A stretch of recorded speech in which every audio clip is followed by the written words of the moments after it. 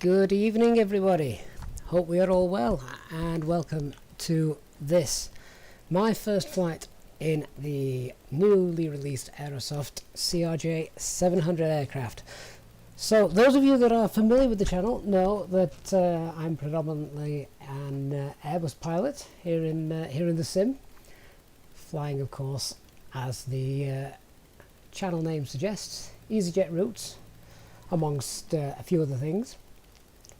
And I have absolutely no idea how to fly the aircraft that is on screen before us. It looks beautiful though.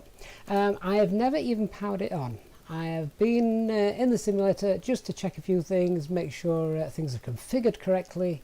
But yeah, we've never even powered that on. So together tonight, you, me, we're hopefully going to have a look at how this aircraft flies. Now, for those of you that have ever bought things from Aerosoft before, bought aircraft from Aerosoft before, you'll know that they ship with a sort of inbuilt tutorial, and it literally is a step-by-step guide of your first flight. Well, that is exactly what I have got printed out in front of us. So we're going to go through this flight together, step by step, from Paderborn to Munich, which is the suggested flight, and we're going to follow everything. I've got it all printed out in front of me, so if you haven't actually purchased this yet, then this will be a great opportunity for you to learn, as I am going to do tonight. As I say, I've never even powered this aircraft on. Before we get started, I must say a big thank you to the guys at Aerosoft who have kindly supplied the aircraft for this stream, and of course all the documentation and everything that goes with it. So good evening to all the channel members as well. I hope you're looking forward to this as much as I am. Hands up, how many of you were actually looking forward to me making lots of mistakes and things going wrong?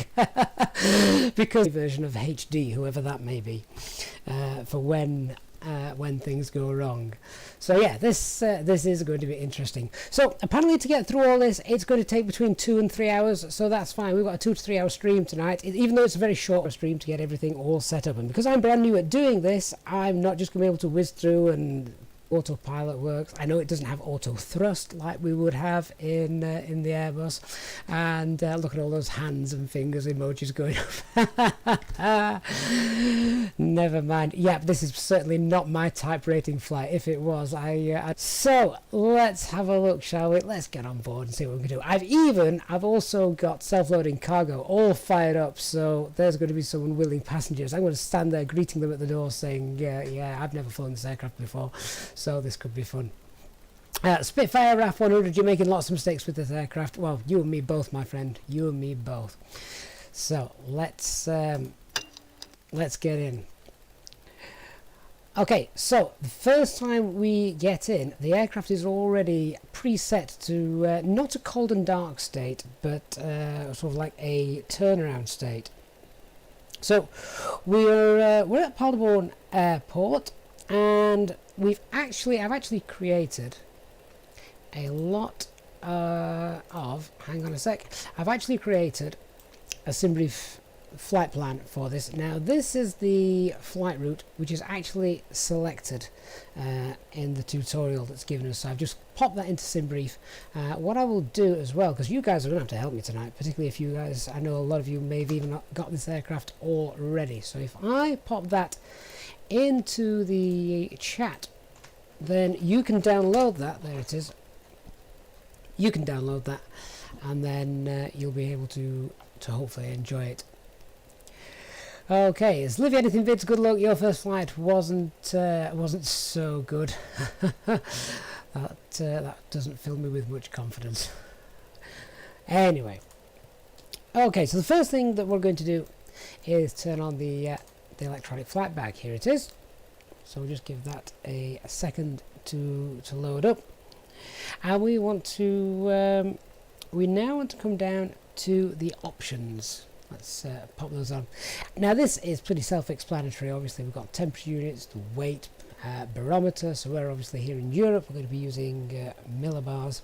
The flight direct mode, so you can have a single Q or you can use the dual Q like the crosshairs. Well, I'm going to continue to stick with that because that is more familiar to me in the Airbus. That's how that would normally work. We've got a few stutters in the stream. Let's just check how things are coming up. If you're getting a few stutters in the screen, just refresh the browser. We're showing we've got a good, excellent connection here. So hopefully that isn't us. So just hit the refresh button and that should come. Okay. So IIS align time, obviously same as the fly-by-wire. You can either have it to instant, quick or realistic. We'll leave that at instant for now. Throttle detent hints. So this apparently allows you to select if a small hint is displayed on the primary flight display, just in case a throttle detent like climb target is selected. So I'll tell you what, we're going to leave that to show. And then autopilot disconnect yoke sensitivity is again self-explanatory. So let's put that to low for now.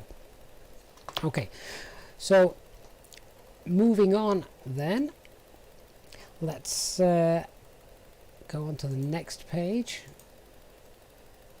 And again, here we've just got things like cabin announcements, flight deck noises. We'll turn those on. Things like that. Yeah, so again, a lot of this self-explanatory. Things like the map options, instruments, stuff like that. Now, one of the things that I have had to play with is the calibrate throttle. So I'm just going to have a little look at this, and this is actually something I wish that the fly-by-wire guys would have a look at as well, and they may do once this has come out. Simon Smith, thank you very, very much, sir, for your very kind donation to the channel. So hopefully the CRJ, as you say, you've been enjoying the A320 videos, but the CRJ is very different but a lot of fun. And yes, of course, remember, we have to use the thrust levers. So thank you once again, thank you.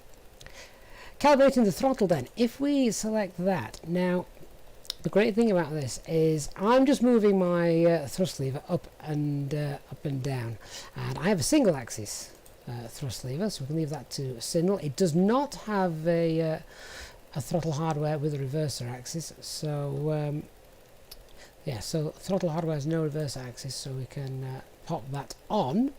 But if we just watch as I'm moving up and down, then you can see that we've got these detents here. We've got the max power, we've got toga, we've got climb, idle and reverse max. So at the moment, if I set reverse max to this, well, that's actually now set the same as idle, so that's no good. So what I want to do is we can set actually, do you know what? Turn that off for now. We'll not use we'll not use any reverse on there. But you can see as I'm moving this up, I can set where I want those detents to fall. And if I just come across down here, you can see now how at the moment that's set into that's just, if I just move that slightly, that should then start to sync. And for some reason it's not. So there's the first hiccup of the evening. Why is that not working? Let's just validate that. There's no errors found. Let's click OK, because it was obviously receiving the information. So I'm just moving those thrust levers and they're not moving. I'm just going to check.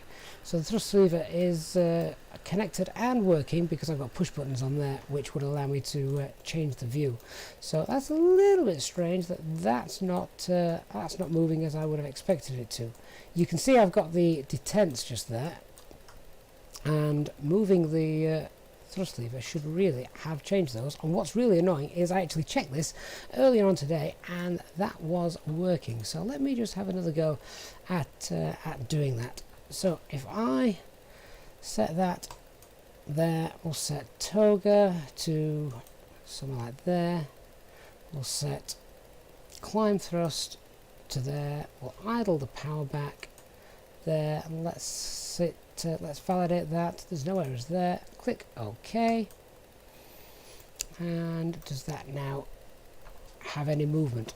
Oh, that's frustrating. Why have we not got any movement on there? Okay, so it may be that just for tonight I'm going to have to control these via using the mouse, which is going to be a bit of a pain considering there's no... If I got this configured on the 550 version, not sure why they're not working just now in the 700. Is it the red locks? Let's see. Oh, hang on. Nope, still not working. This is why I need you guys, isn't it? No. Moving the thrust lever is actually moving the locks. However, for some reason, it's not. No, it's not wanting to play ball. No, I'm moving thrust levers up and down. The locks are changing, but nothing else is changing. So Dave, you're telling me the throttle will still work, but the animation doesn't always. Ah, right. Okay. Well, that's interesting. Let's see what happens as we get going. Because as you can see, when I was trying to calibrate that, if we could calibrate the throttle, you can see that it is receiving that is indeed moving. I don't have dual axis sound there. You can hear the spoilers. But no, we're on single axis. Alright, we'll carry on for now. And as I say, let me just reset those. See if that makes any difference. But I don't think it's going to work. Let's click OK. And then let's carry on. That is strange. So Simon, you have to put the red locks and set the thrust lever to idle afterwards. Okay, well let's just try that once more. But if not, we shall carry on. So, thrust lever to idle, thrust lever to idle, and then, no, that's still not working. And you can see the locks are moving as I'm shifting the thrust lever. We'll see what happens when we've actually got some engine power running, see if that changes. Never mind. But the wrapper, yeah, so as I say, I had no problem with this a little bit earlier on. They were working absolutely fine. So we shall see. We'll see what happens. If need be, it's just going to add a little bit more fun to the flight this evening, isn't it? If I have to suddenly use the old-fashioned way of moving them. Okay. So, also now, just want to come and let's have a look. Where are we? So, once all the options are set according to how we want them to be, before changing the state of the panel, because we're going to actually make it cold and dark in a minute, we need to actually load the CRJ. So in order to do that, we're going to go onto the performance page. What we're going to do is we're going to adjust the number of passengers we've got. So for this flight today, we have got 62 passengers. And the forward cargo, we've got 368. In the aft cargo, we've got 370. That one's already in there. And the fuel that we're going to take is 2,777. So 2.777 tons. So that's just 2 and 7. In fact, can I key these in? 2. Can I click on there and key those in?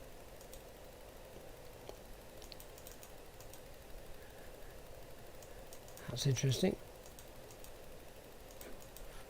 2773. How can we alter that then to 277? Oh, 2777. Oh, there we go. And enter. Okay, so that's the fuel sorted. Alright, so this should then result in the following weights and positions for our centre of gravity. So our zero fuel weight should be 26692, which it is. The maximum zero fuel weight is 28259. Our takeoff weight is 29469, which is correct, and the maximum takeoff weight is 34 tons. Alright, so Centre of gravity is showing as 15.7. Interestingly enough, on the tutorial booklet, if you like, that I've got in front of me, the centre of gravity is actually 16.2, so a little discrepancy there. The takeoff trim is showing as 7.9, and again here in the booklet we've got 7.8. Yeah, just Control E and take off. Yeah, well, I've got to get in the air before I can even consider landing it. So once that's done, then we need to press the set payload in simulator to save settings. So set payload in the simulator, and that is apparently now saved those settings. A couple of things changed just then, so the centre of gravity and the takeoff trim also changed. So on the right hand side then we can see we've got our takeoff speeds displayed depending on the flaps settings. So we're going to use flaps 8 or 8 degrees of flaps for this flight, and the runway condition is of course dry. So we can either press set on the flypad just here, flypad, EFB, whatever you wish to call it, to each single speed, or you can just press the set all, which would set all the V speeds in one go, and the lower section with the landing speed isn't needed at the moment. So let's do that. So if we set all, that's hopefully now been set in the aircraft. So now it's time to switch to the aircraft menu to alter the state. So we're now going to make the aircraft become cold and dark. So before switching the panel state to start cold and dark, we need to check the default state in the lower right hand corner. So the default state at the moment is the ready for taxi state. Now this is something that the fly-by-wire guys have actually cottoned onto as well, and are now thinking about adding this, because obviously if you spawn in at the gate at the moment in the Airbus, everything is always cold and dark, while fly-by-wire thought actually that'd be quite neat if we got a sort of turnaround state, ready for taxi state. So I think they are also looking at adding this as an option to the flypad. Okay, so now we've done and checked that, we are going to press the cold and dark button, which obviously means everything is about to become very cold, very dark, and we're now going to start the flight from scratch. So here we go. Alright, so with that in mind, we now have a couple of things we need to check. So we need to check the wheel chocks are in place, the guardrails and stairs are up. Passenger door is open. You want us to open the passenger door? Okay, let's open that. The forward cargo door, we need to open that. So forward cargo door, the aft cargo door, let's open that. The ground air cart is removed. The ground power cart is removed. And the service door is open. So now if we come outside, let's have a look, and there it is. And there's the cargo hold open as well. Alright, so now that's all done, we have a lot of checklists that we need to go through. So there are 5 parts to the checklist. We've got the prior to start, which is prior to starting the engine up, the prior to takeoff, after takeoff, prior to landing, and after landing. Apparently there's no specific checklist for the cruise state of this aircraft. But with that in mind, we're now ready to begin our cold and dark setup. So please bear with me guys whilst I'm going through this. Just out of interest, who in the chat has got this and is doing okay with it? That way I know who to direct questions at, just in case. Alright, so first thing you do is when you come in, make sure all the circuit breakers are in and nothing has popped out. We then also need to have a look at the nose wheel steering, and we need to make sure that the nose wheel steering is off. Now is there 2 modes to this? No, it's just armed and off, so we need to make sure that that is off, and that's to make sure that when the tug comes to connect up, that it doesn't damage anything. Okay, so now we're coming to the hydraulics, which is that on the overhead panel, one would imagine. Right, so we've got the left and the right hydraulic pumps. Where are they? Oh, they're right in the centre. Right, so which key binding are we using for the overhead? Let's have a look. That'll be that one. Okay, so the hydraulics, you've got three positions. You've got on, you've got off, you've got auto, and they suggest that for this you should really be able to use a scroll wheel in order to change these. So if we go, as you can see, we've got on, off and auto. Rather than just clicking it, I am using a scroll wheel for that. So at this point all hydraulic pumps need to be switched off, which is the center, and that is just to make sure that nothing's damaged if anything was to hit the wings, or any of the control position switches like on, off, auto must be set using a scroll wheel. So there we are. So then we'd need to check basically similar sort of checks to what we do in the Airbus. We want to check their set up, and you can see the spoilers lever there is moving quite nicely. Don't know why the thrust levers still refuse to move, so that's a bit of a pain, but never mind. We also want to check the slats flaps lever is set to look exactly as it should in the outside, and I think just looking at that you can see, there we go. So I've got a very sensitive flaps lever, but we'll leave those obviously at 0. Radar needs to be turned off because of the ground staff, and the ADG manual release needs to be stowed. So ADG is a little air-driven generator, or we'd call it a RAM generator, wouldn't we? The on the Airbus, basically the one that drops out in the air if we lose all electrical power to the aircraft, and it means we can still control the aircraft if we need to be, if we have a problem. We may have many problems on this flight, but hopefully that will not be one of them. The emergency flap switch as well, which is on this lower pedestal. I'm just trying to also find which key bindings are showing us the various different positions of the pedestals and things, but that is down here. And essentially everything, particularly for a simulator, these should all be set to default and off. So then we're now ready to turn on the battery master switch, which is on the overhead panel, and that is where are we? Let's have a look. It will be, hang on, let me see if I can. There we go. Okay, so there's the battery master switch. So we're now ready to turn this on. So there we go, with a few noises, which we would expect.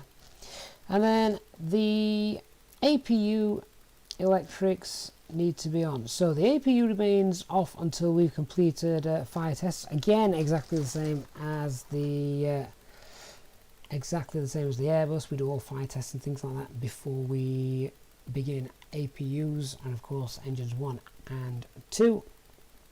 So then the next things we need to do is we need to turn the IRS to nav. So the IRS button is, I believe, down here. We can just zoom in and find that. That's down here. So IRS to nav, and that should start to align, I believe. Actually, I think we need to get the APUs on, don't we? So where are do we need those APUs just yet? I've certainly not done the fire test. So we've got APU, and I can't actually see how we do the fire test on here. Nicola, good evening. Have you ever flown a CRJ? I never have, and it tells.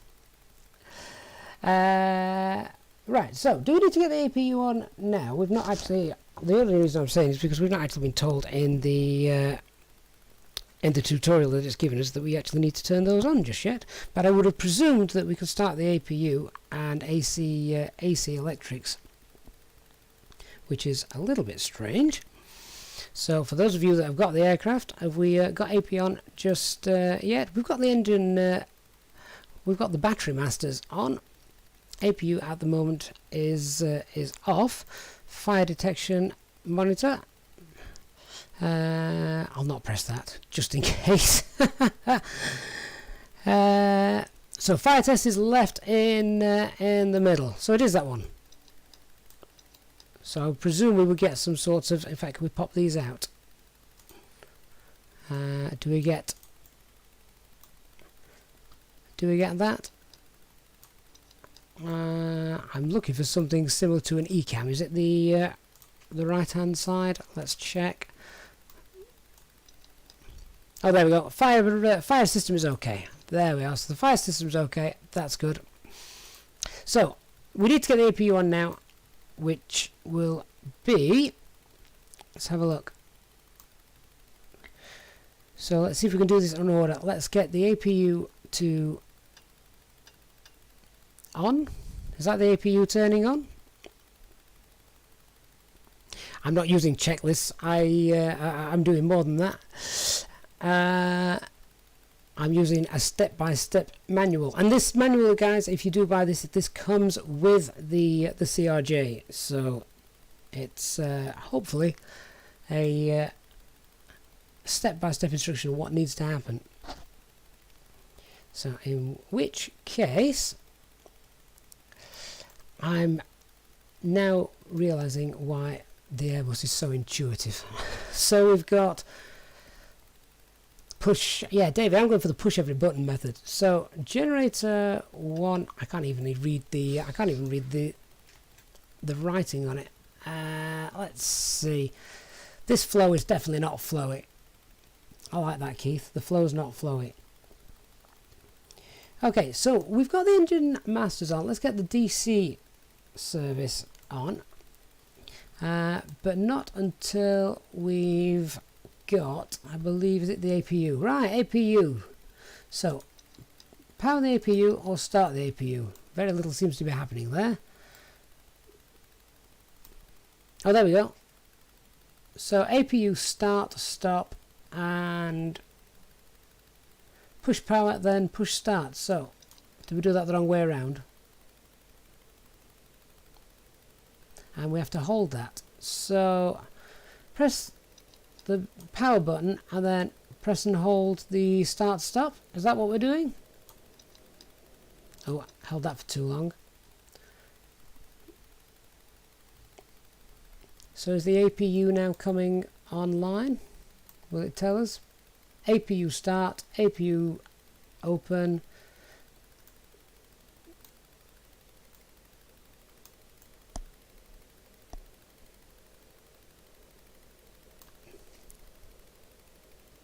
Oh, bring back the Airbus. I think I can hear the APU coming online. There we go. So APU is now available. If the APU is now available, we can turn on the DC service.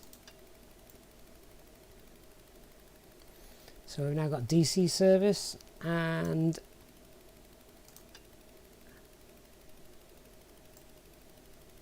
oh, there we go, we've got screens. Why would you not put everything that you need together in a nice simple flow?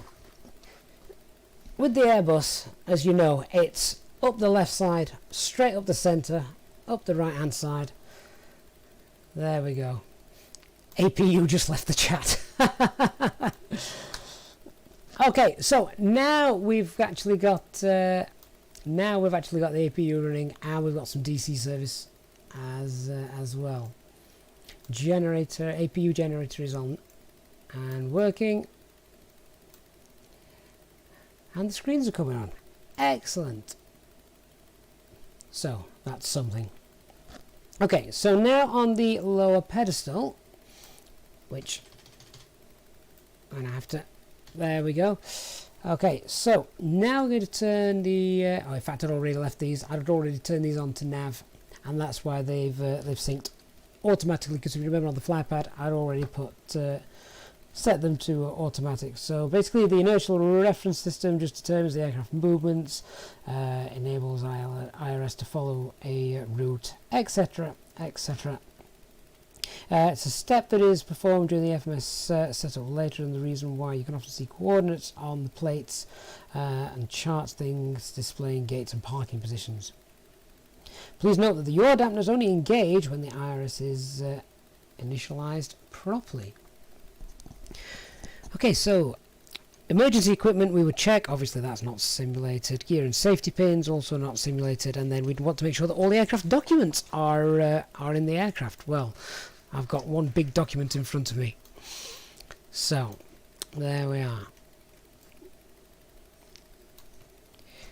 Okay then, so next we're going to come and have a look at the hydraulics again. So at this point, the CRJ's hydraulic system is composed of 3 different subsystems with 2 pumps each, and we can see those. Let me just zoom in up here. We've got the four switches there.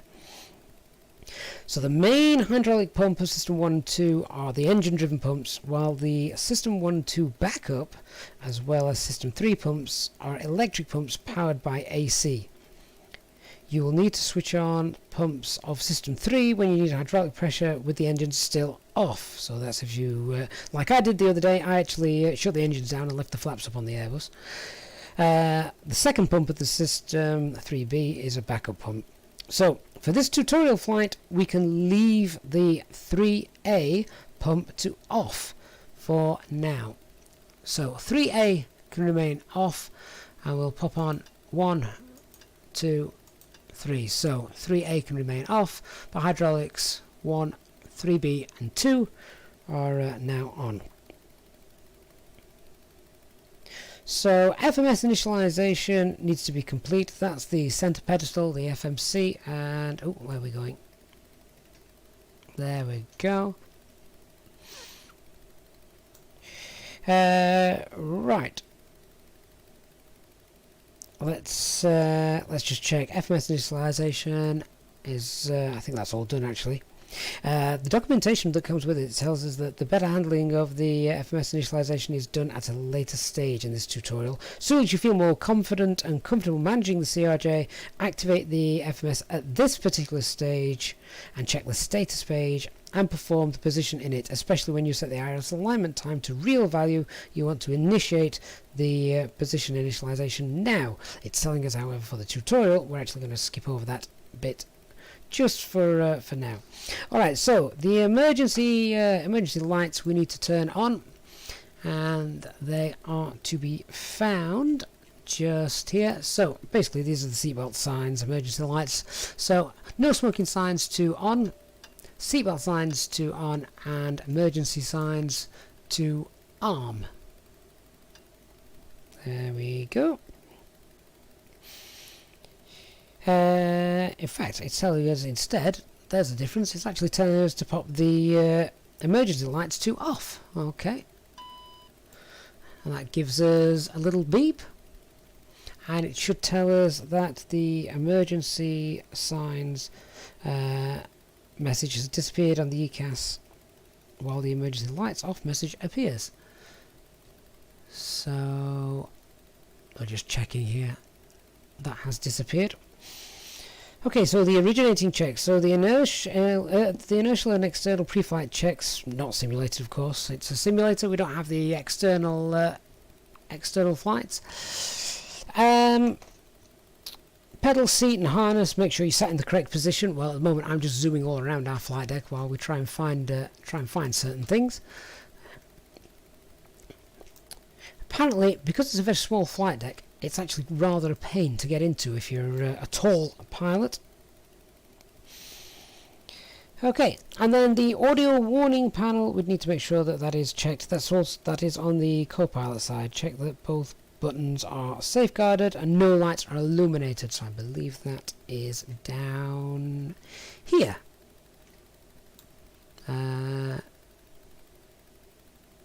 Yeah, no lights. All is good. Okay, next page. Right, so the electrical power then, we need to get these checked. So the electrical power, let's make sure that all our generator switches are set to auto, which is, if we can have a look at those, auto is down, yes, I'm presuming. Yep, down at the bottom. Make sure they're all facing down. The IDG disk switches need to be guarded, and that is the IDG 1 and 2, both guarded. DC service switch needs to be off. Okay, so switch that back off. Battery master is on. The battery master is of course on. We did that a little bit earlier. Fire detection, we've already done that. So the external lights then. I hope none of our passengers were in a rush today. Nick, out of interest, how many pages are there? There are a lot of pages, but to be fair, most of them are the pre-flight checks. When we actually get up in the air, I think it pretty much leaves you on your own. So let's get the lights on. Where are we? So we've got the external lights, A, B, C and D as it calls them, or nav. Beacon light can stay off for now. Strobe lights off. Logo lights can come on. And wing lights can remain off. Obviously landing lights stay off, and recognition lights stay off as well for this particular point. The fuel panel, make sure the fuel pumps are switched off, which is indicated by all lights being off. So the fuel panel is found, where's the fuel panel? Fuel. That's not down here, is it? It wouldn't be down here. Or is it? No, where's our fuel panel? Oh, navigating this thing is certainly more difficult than the Airbus. Where's our fuel panel? I'm looking for 4 lights. Oh, there we go. Of course it is. Right, so make sure the fuel pumps are switched off, which is indicated by all lights being off, as it is. We need to make sure that the wing cross-speed switch is normal. So set to the bleed valve switch is also set to open, and the isolation switch is open as well. There we go. Bleed source needs to be selected for both engines, so you can obviously have left, right, and both engines just there. So the APU panel, then we've already played around with this. So the APU is running, and to prevent bleed misconfiguration caused some messages during the APU start, ensure that the wing and cowl anti-eye switches are off prior to APU start. Well, it doesn't matter, it'll probably take me half an hour to find those, so that's fine as well. So the APU switches and fuel switch are on, and the APU stop start switch, we've got that started and available, and the DC and electrical power, check the APU generator switch is set to auto, and the auto transfer lights are extinguished. DC switches stays set to off for the remainder of this tutorial flight. Yeah, you're crying from laughter here. Oh, I'm glad you're enjoying it. I did tell you this was going to be a very long-winded setup, because I have never been in one of these aircraft before in my life. So, all things aside, that doesn't look too bad. I think we're okay. We can carry on. As the engines are not yet to be started, check that the start switches are in the off position and secured. So engine switches, which are where? That would be here, presumably.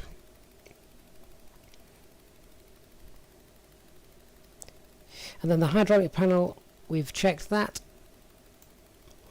In Russia, everything on our aircraft is just one big button. Yeah, exactly.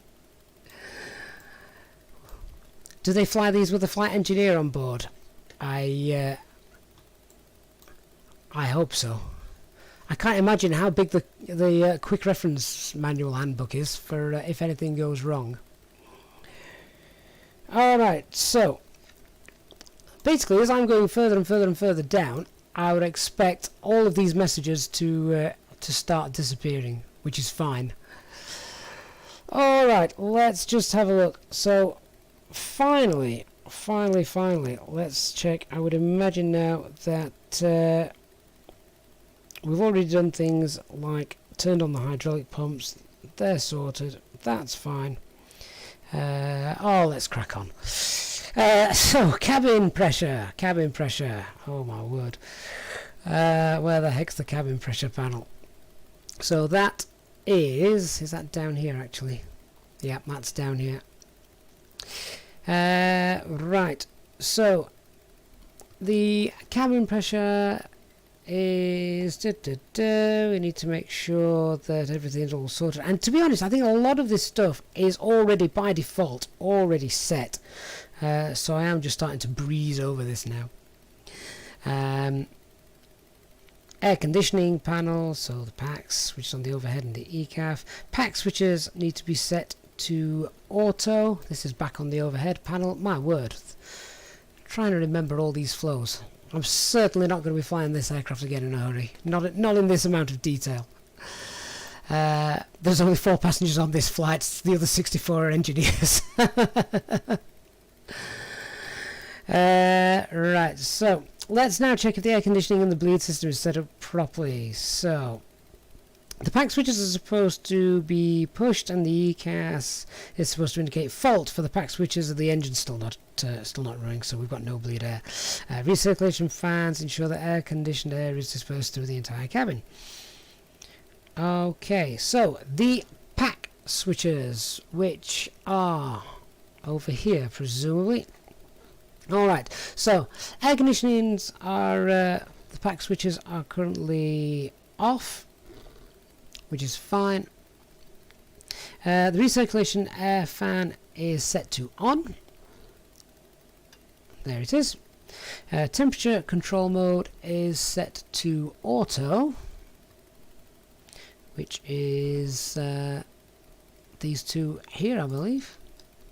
Manual, yeah, leave them off. The ram air switch needs to be off and guarded. That's this thing over here. And the wing and the cowl anti-ice switches are also off. That is these down here, so keep those turned off. Let's come now down to the ice, which is just beneath it. Oh, that's nice. One actually flowed from one to the next there. Beautiful. So do the ice detector, the ECAS select panel on the pedestal to select the ECS page. So that would be down here. ECS. Has that actually changed anything on here? Oh yeah, there we go. ECS. What we'd need to do then is ensure that ice light is on during the test. So in order to test it, we have to press and hold. So in order to do that, I'm going to have to bring this out. There we go. And then we would press and hold the test, which is, I believe, here. So I'm pressing and holding that. I can't actually see anything else coming up on the ECS. Never mind, I've tested it, I've done what it told me to do. The other thing we could do, make sure that after releasing the test switch, the anti-ice extinguishers. I didn't actually see the caution anti-ice message come up. Oh well. Put that in the tech log. Windshield switches. Oh good lord, now what have we got to do with the windshield? Nick, thank you very much for your kind donation. I hope that's a really, really big mug of tea. It's not going to be tea. I guarantee you it's not going to be tea. Okay, so we now need to activate the windshield heating probe switches to prevent icing or fogging on the windshield. So that would be with the anti-ice still. That is the lower, these ones here. So let's put those to low, I think. And of course we need to turn these on. This is Microsoft Flight Simulator, remember. We know what the icing is like in Microsoft Flight Simulator, so let's make sure that they are of course turned on. The emergency light switches we've already armed. I'm sure we've already armed the emergency light switches, so not too worried about that. There they are, already armed. And the standby compass is checked. Please check that the indicated heading on the standby compass agrees with the actual aircraft heading. And that would be, obviously, as you can see just there. This is one thing I actually miss in the Airbus. It is in there, it's in the centre console, probably in the upper. It's just above, around this similar sort of place. It's not yet modelled in the A320 in the flight sim, but you push a little bulkhead here and it drops back out. Dark, good evening. So FPS or stuttering seems to be bad with the aircraft. I've actually, mind you, I've not turned anything on yet, but I'm actually looking around and everything is really, really smooth at the moment. That may change once we actually get moving, of course. On the first flight of the day, good lord, it'll be tea time before we got to the end of this checklist. On the first flight of the day, we also need to do a stall test. Now, oh, do you know what? Screw that. Next. So, we'd need to... basically, you'd have to do the stall test, make sure everything works, but... if we're going to stall, we're going to stall. I don't need the aircraft to tell me we're going to stall. Not today. I'll just look out the window. Okay, so nose wheel steering is disconnected. We've already done that. That's to prevent damage, as we spoke about earlier. Make sure the clocks are set and everything. There we are. So the clock is set. It's currently 8:30 in the morning. We started at what feels like 5 a.m. And then we've got the EFIS control panels now. Finally, something I recognise. So the EFIS, let me just get the yoke out of the way. So the EFIS control panels is this thing down here. These basically control everything that we see on our map. So we've got the different formats that we can change there. So there's the rows, there's the map that we're used to seeing, range rings, etc, etc. There's the arc mode. I don't know which one's preferential at the moment. And then moving the center one changes. You can see those range rings changing. And then we've got all the airports that are around us as well. Do you know what, Dark? I forgot that we got self-loading cargo. I think we may do away with that. I think they've all caught the bus or they're drunk in the bar somewhere. Alright, so that's basically how the EFIS works. So, adjusting the EFIS displays according to your needs. They suggest the map mode and the 25 nautical mile range. Well, I don't care what they suggest. Display revolutionary sector is norm. That's all fine. Yeah, that's primary flight display. Leave that as normal. Let's move on. So, the actual instrument panels. We've got the primary flight display. We've got the altimeter readout, which I've not yet set. If I press B, that's going to speed things up for now. There we go. Well, strangely enough, what's that flicking between? That's flicking. Oh, that's flicking between standard 1013 and the local pressure 1018. That's quite nice to know. So that works quite nicely. The multifunction display. Check that no flags are displayed. What kind of flags would they be referring to? There's nothing bad on there. And then the cockpit voice recorder. No, thank you. And then we've got the standby instruments. All that's working. Yeah, that's fine. Anti-skid test. Make sure the anti-skid switch is armed. Anti-skid is armed as well. So again, a lot of these, as I'm reading through, as I've told you, this is the very first time I've even powered up the aircraft, let alone done anything with it. A lot of this is already in place. So if you do get this for the first time and you're sat watching this thinking, my god, this is taking forever, then a lot of these are already in place. There's just a couple of things that we do need to do, such as obviously getting the APU running, things like that. So then we'd need to check the brake temperatures, the landing gears down, all the switches, etc, etc. That's fine. Next page. God, what page are we on? How many pages are there? Alright, so the thrust lever quadrant. Make sure, of course, that your thrust levers are at idle. Well, mine certainly are. Mine weren't even moving when I tried to move them. They're actually shut off at the moment, so that's fine. So they're all okay. Yeah, they're shut off. So the avionics page, then make sure TCAS. So when TCAS is switched on for the first time, it goes through a test sequence. Hence, the TCAS test message appears on the multifunctional display. Verify that the threat symbols and VSI indications are displayed. So TCAS then is, let me come out. So TCAS is where's TCAS?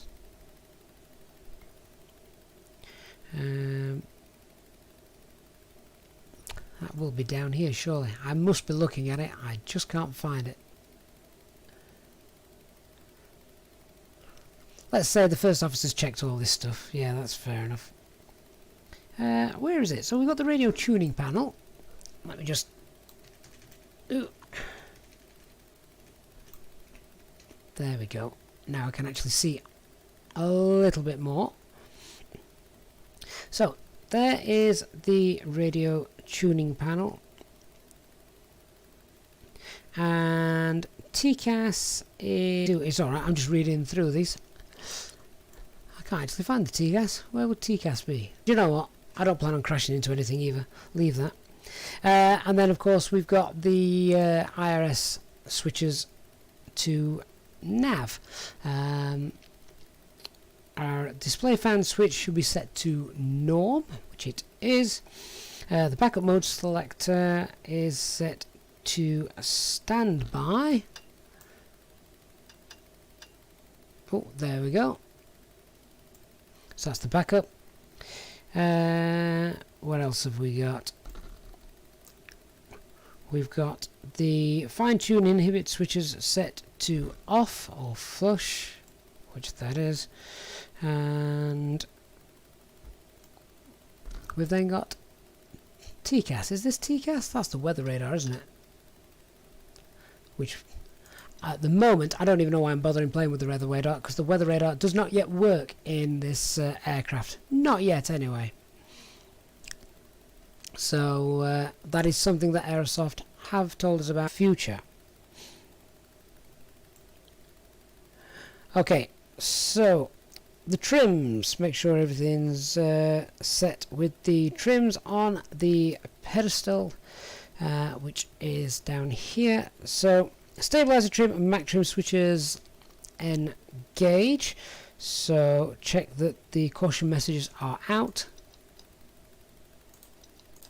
I've not even got any messengers at the moment, so I'm presuming all that is fine. Verify free movement in both directions of the aileron and rudder trim, then set trim to... That would be... We've obviously got the yaw dampener, we've got the rudder trim... Do you know what? They will be neutral. I'm not going to touch them. Of course they're going to work. Here it is in the simulator. Nick, do you want to have a bet on how many times you hear me say, do you know what? Forget that. I knew this was a bad idea. Okay, so nearly all the hey, are you ready? Nearly all the preparation work is completed, and we're about ready to start the engines. Before the start checklist is done, we need to check the EFB that all the doors are closed. Right, okay. Okay, let's close our doors. I'm not getting any passengers on for this flight. God, no. Right, so close that. Close that. Close that. Captain, the cabin is secure. All passengers are aboard. Close that. Ladies and gentlemen, on behalf Oh, of the captain we've got talking. welcome aboard this flight. We hope you enjoy flying with us. Before takeoff, we would like to encourage all passengers to watch our cabin crew display the safety features of the aircraft. So ground air car is connected. Oh no, remove that. And the ground power cart is also removed as well. Oh, Digital, mate, I'm glad you're here, because I know you've got this aircraft. basically I've just skipped through so much. Because it's taking forever, and also trying to locate them as well. It's a bit of a pain. I can't wait till I'm back in the Airbus tomorrow. So make sure AT startup clearance ATC is all received, yada yada yada yada. Passenger signs, this is important. So I don't want to skip this. So the landing elevation is, where's the landing elevation? Is that, where can we find landing elevation? Isn't that down here?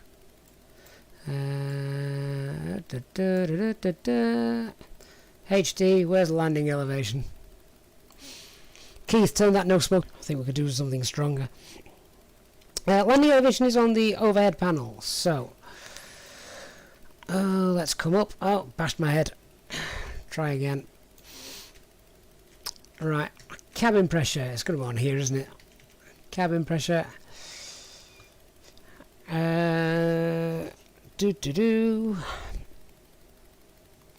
So landing elevation on the overhead panel, dial in the landing elevation of your departure airport, which is 700 feet. In case you have to return after your takeoff, the correct value is then already set.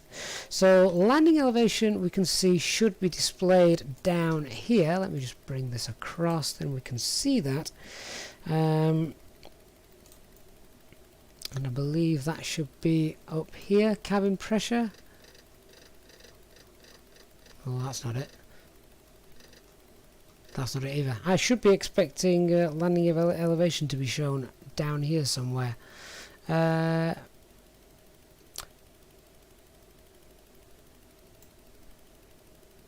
Is it on the right, ECAS? Have I brought the wrong one up, digital? Hang on then. Just there, and there we go. Landing elevation is changing, so let's set that to 700 feet. There we go. Okay, so landing elevation is now set. Let's have a look at the fuel boost pump. So monitor the center tank quantity for not less than 10 minutes. Oh god, I'm not waiting there. We'll still be here in 10 minutes. So center tank fuel quantity must not increase by 68 kilogram after the boost pumps are selected on. Let's suggest it's not going to anyway, is it? Okay, it's not even telling me what to do with those. They're in op at the moment anyway, as we've got those still turned off. And cross-check that altimeters are set, which we know they are. We've already done that. Now we're about to initiate the flight management system, enter the route as well as the as well as the departure route and the arrival route. Let's just hope that this is a little bit more intuitive. So far, as an aircraft goes, would have been on and out of here, obviously, in the Airbus, but everything does come with practice. Okay, so we're now on the center pedestal. Do you know? Can I bring this out? Oh, that's a shame. Right, I can bring the screen out, but I can't actually bring out the FMC. So let's just zoom into this as much as we can as we start to have a little play with this then. So handling of the flight management system follows a certain procedure and logic. In general, the first thing is to start the FMC, the initial position setup on the position initiation page, as well as entering the route on the flight plan page, which we're going to do a little bit later on. So start the FMC and press the McDo index page, which is there. There we are. So we press the index function to get to the index page. So next we're going to initialize it. Right, so an identification number should be for the installed database. Yeah, make sure that the active time frame is valid for the AIRAC cycle. Dates, etc. Blah blah blah blah blah blah blah. Next. Okay, now switch to the second page. Second page, hang on.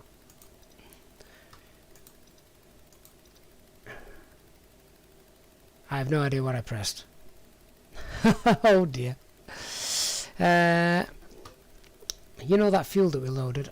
That will have been burnt off by now. Anyway, let's just go back to the index page. So, position init, there we go. So, position init, on the position init page, the current position of the aircraft is entered into the FMS, so the FMS knows where the aircraft, pilot reference and gate. Right, so let's set this. So what we're going to do now is press. Let's just follow these throws through as it tells us to in the in this little instruction book. So we're now going to press position init, presumably there it is. So we're now going to dial in. Do we dial in the aircraft identifier code? I would have thought it would have needed the FMS position first. Digital, it took you 3.5 hours to do the tutorial flight. There's way too much information. Well, now you tell me. Okay. So, let's have a look. And, Dave, it's going to be something much more relaxing than a paracetamol, I guarantee you that. The beer's in the fridge. So, I believe, Nicola, it does have GPS. So, I'm also finding that this instruction tutorial flight manual isn't flowing as nicely as I would like it to. Okay, so let me just go back. So, let's ensure we do this correctly. So, to ensure that everything is set, we're going to press the index page. Then we're going to press the so ensure the same status bar, press the index function key to open up the index page. Done. And then initialize. Is that an actual button that we need to press? I wouldn't have thought so. Next page. There isn't a next page. Why is it telling me to press the next page? Yeah, the grass is certainly growing, which is quite impressive considering we're sat on tarmac. There are 2 pages of status pages within the following information. Review the first page. I've only got 1 page. What's happening here? After switching the FMC on and a certain self-test procedure, press status. We've actually got a status button. Where's that then? I can't see a status button anywhere. I've got next page, I've got previous page, and all I've pressed so far is the index page. We've got the McDo menu, FMS1. Oh, there we go. Hang on. Status. Right, there we go. That's what I was waiting to see. Right, so there we go. There was the active database. That's what I was looking to check. And we've got pages 1 and 2. So if we go on to the next page, there we go. Checking that we've got the right engines. Check we've got the right performance data. Blah, blah, blah, blah, blah. But again, of course, you know that's all going to be absolutely fine in the aircraft. So now we're going to go to the position init page. So, on the position init page, the current position of the aircraft is entered into the FMS, so the aircraft knows where it is. The saved aircraft position is in latitude and longitude. So let's press that. Now, available on the ground, you can enter the airport. So I've forgotten where we're even flying from and flying to. Where are we flying from here?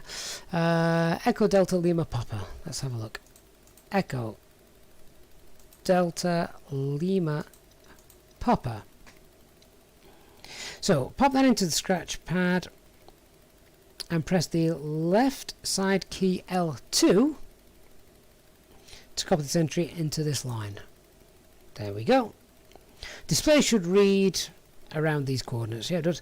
The line may vary. This line, the pilot ref waypoint, this line is used to gate. As soon as the airport is available, this line lets you enter a specific gate. The gate position is saved in the FMS may, but again, didn't need it. Okay, so as long as no specific position is provided, press left side key right 4. 1, 2, 3, 4. Is that right?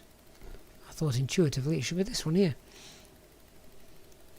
Press the left side key R4. 1, 2, 3, 4. Oh, to copy the airport's position into the scratch pad. Okay, am I reading that wrong? Oh, sorry, right 4.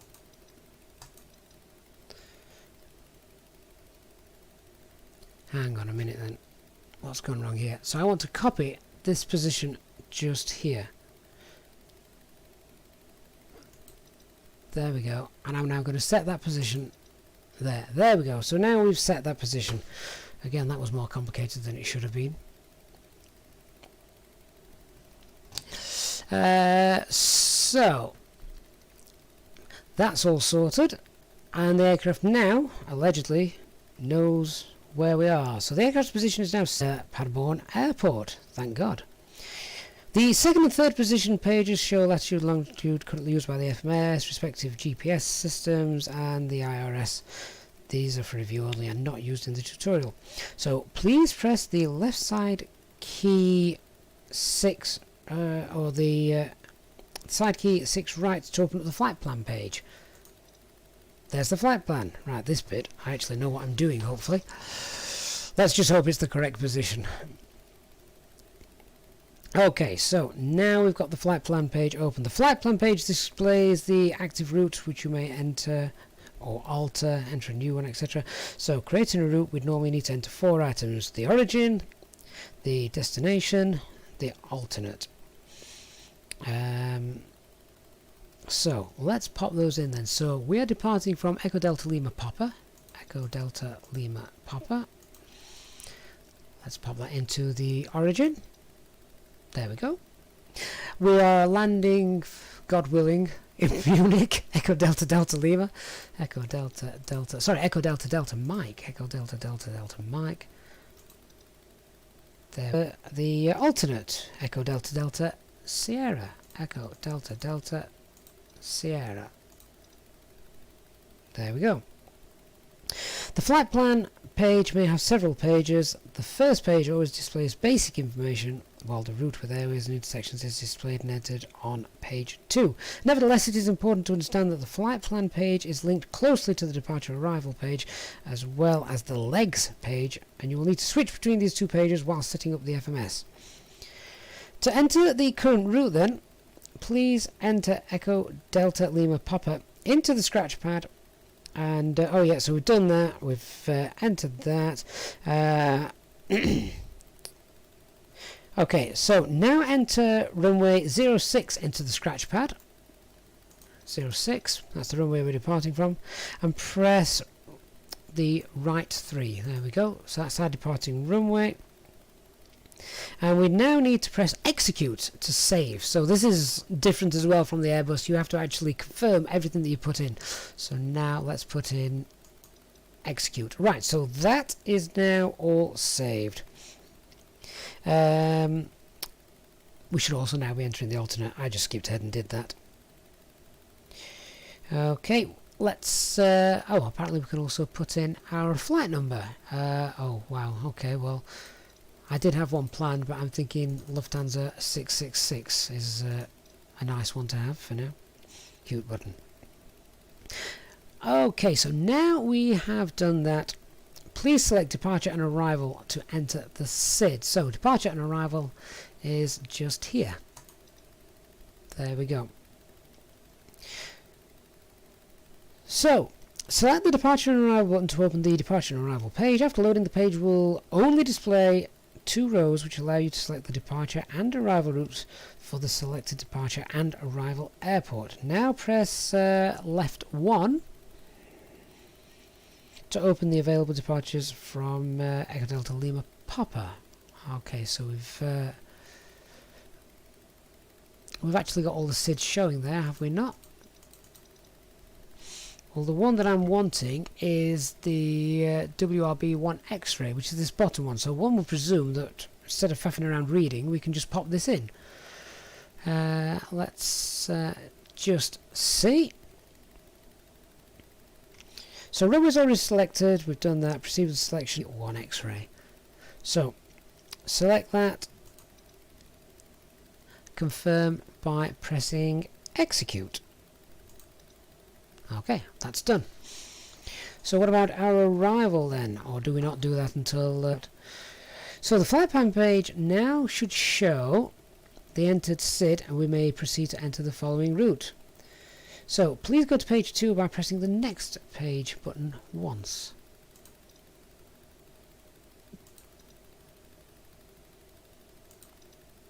There we go. I'm there. Alright, so once we've done that, you can see that the entered SID and the VOR is showing. That's good.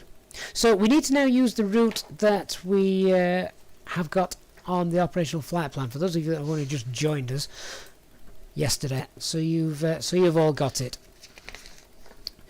Alright, so the route that we are going to use then.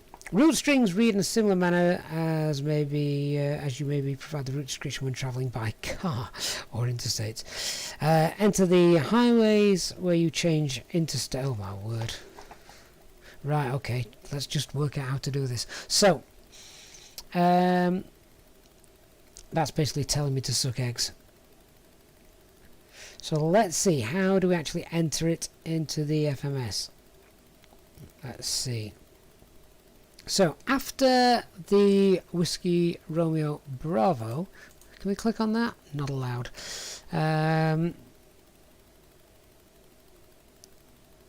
So after entering Whiskey Romeo Bravo, sorry guys, I'm just reading this. So we need to enter the Uniform Lima 126. One would presume that comes over here on the left. There we go. Uniform Lima 126. After Uniform Lima 126, we go to Dinku. There we go. After Dinku, we go to the Lima 603 airway. Lima 603. There we are. After Lima 603, we go to Akanu. Spell this correctly. Alpha Kilo Alpha November Uniform. There we go. And then after Akanu, we should have an around 306 into the scratch pad, left side key 3. Afterwards, enter Akanu into the scratch pad, and so that will leave Lima 603 Akanu. That's fine. Now, to ensure the route is safe for a moment, we need to press execute. So, press execute. Execute disappears from there to tell you that that is all saved. Now we can enter the star. On long flights, you might want to enter the star later during the flight as weather may change, etc., etc. But most CRJ flights are short haul, so you can enter the star before departure. Normally we do that in the Airbus anyway because it helps with our fuel flight planning. So open the is open, and now what we're going to do is press the departure and arrival page. Press left side. Press the selector key to right, which is to open available approach routes into Munich. And press the next page to see further approaches into Munich. I haven't got any further approaches there according to that. Please select R1 to select the ILS approach runway 08. Well, funnily enough, we're not arriving on runway 08. We're arriving on 26 right. So, how could we go in and edit that? Let's see. Can I change this down here? So, can I type in 08 left and change that there? Nope, didn't like that. Didn't like that at all. Okay, so if I go back to our, if I go back to the index and the route menu, oh god no.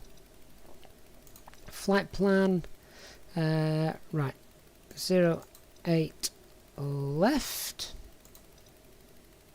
Oh no, that's the origin runway, isn't it? So how do we do that then?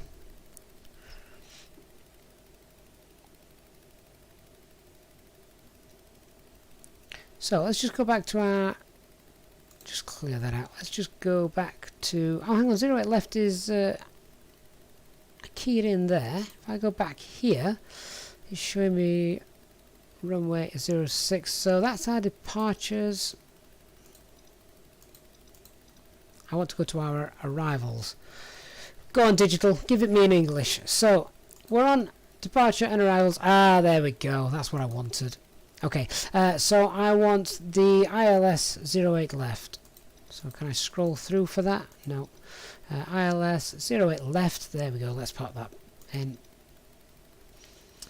And the star is the ACAN 3 Alpha. ACAN 3 Alpha. There we go. So I'm presuming that's now all in. Alright, so if I now look at the flight plan page, that's not showing me the flight plan.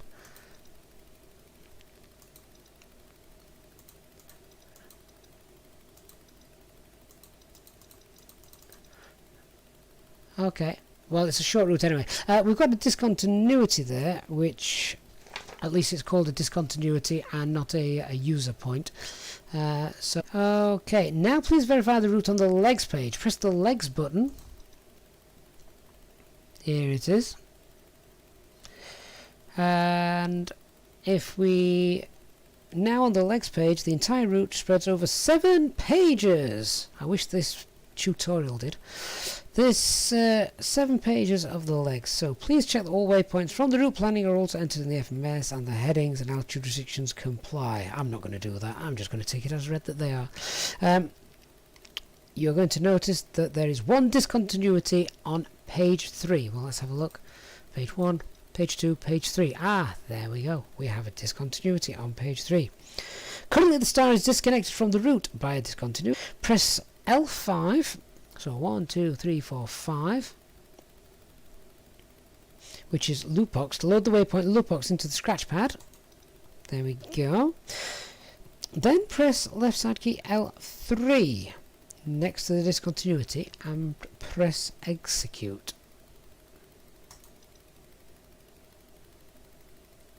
And normally a transition will be flown when approaching Munich, but in the case where there is less traffic, pilots sometimes get a shortcut, so we're going to simulate that. That's fine as well. According to the routing, the CRJ would fly from Rockhill waypoint to the Mike India Quebec NDB, and then to the Delta Mike 431 waypoint. In case pilot gets a shortcut, they usually can proceed from Rockhill directly to, yeah, blah blah blah. Okay, so now we need to look at the constraints. No, we don't. We know what they are. Unless you don't have to manually enter these, surely. Star contains one altitude constraint which requires us to pass Reno waypoint at the altitude of 13,000 feet.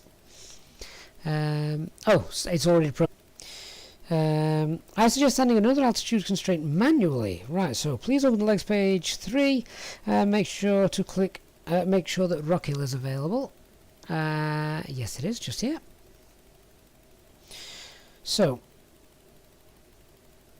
they want to pass Reno at or below 13,000 feet and at 280 knots, that is shown. To ease managing the approach, I'd suggest adding another altitude constraint manually. So open the legs to page 3 and make sure that the waypoint Rockhill is visible, which it is. Enter /8,000. So that's 8,000 feet into the scratch pad, and then press on the right 5. So that adds a constriction of 8,000 feet to the Rockhill waypoint. That's quite like the Airbus, so that's okay. Except it doesn't work in the Airbus just yet. Never mind. Alright, so with that then, it looks like we've actually got the legs now all shown.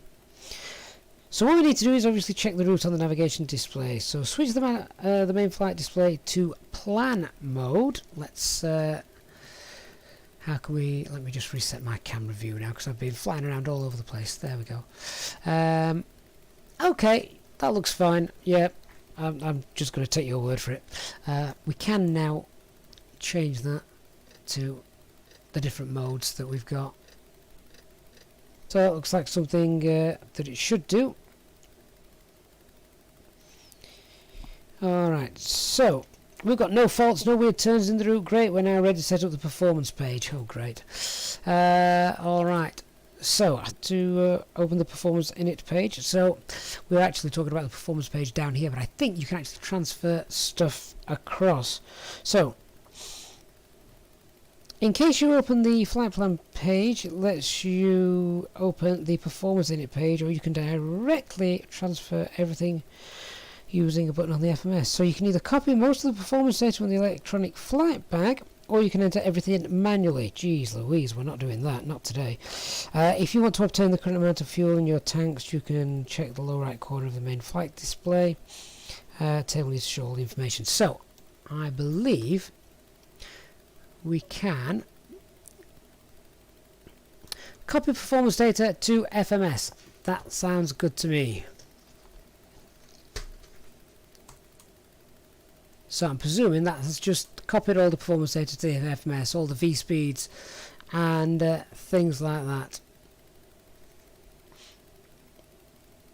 Let's hope so. So I'm just checking copy performance data to FMS. All done. Table shows all the information which needs to be entered into the FMS, as well as the respective side keys. So cargo, fuel, cruise altitude should all now be in. The next step is to review the following performance pages which contain different performance information. So the VNAV profile. Now here's something lots of people will be excited about. The VNAV profile is still not like it should be in the Airbus. It's not quite as intuitive as the Airbus. So that's all fine. Radios, navaids, who cares? Takeoff briefing, charts. I've got Navigraph next to me, that's fine. APU and electronics are on. We've got the papers on board. Next, what else we do? Doors closed, locked. Are we nearly ready to go yet? Let's turn the rotating beacon signs on, shall we? Alright, so that's that done. Fuel pumps, are they on? They are now. Hydraulic pumps on and auto. Yeah, we've already done that. I did say we could leave this one off, didn't it? Oh, do you know what? I'm putting everything on. Oh, actually, does it not even let me put that one on? Oh, okay. Well, we'll leave that on auto then. Parking brake is still set. I've still got to work out why my thrust levers aren't working yet, but there you go. Okay, right, we're actually ready to start some engines. Woohoo! So, engine start sequence. Let's have a look. So it just uses the lower pedestal and the overhead panel. So, select right hand engine number 2 start switch, which is where?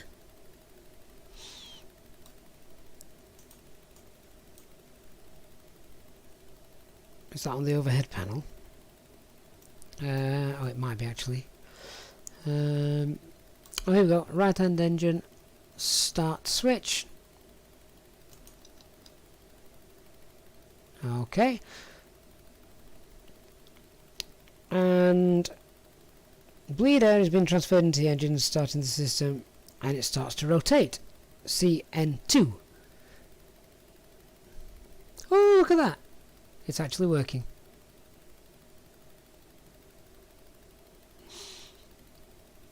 Nick, have we closed the door? Yeah, I think so. I think everyone's got that bored. They've got off. We've got an empty aircraft.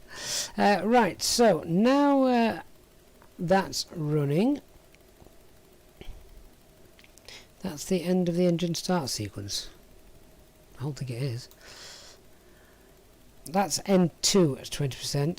At N2, 20%, set thrust lever to idle. This initiates the fuel injection, hence the ITT rises quickly. Alright, so is engine 2 set to idle? I believe it is. There we go. Alright, so engine 2 is now running.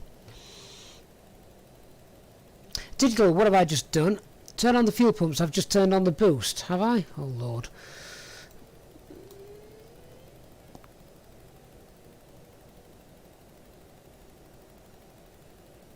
Would that be is that the lower one then? Oh, there we go.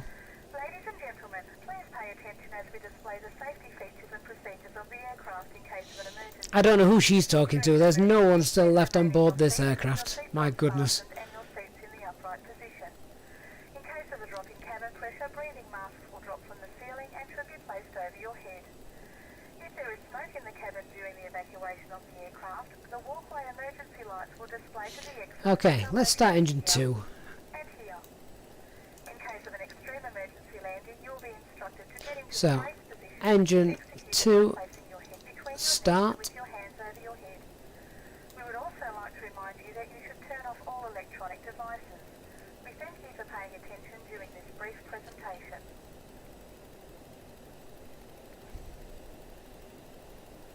Okay, so engine 2, once that gets to about 20% and 2, then we're going to just move those thrust levers. There we go. So now if I pop that to idle, that should start to spool up. Really don't know why my thrust levers come to life.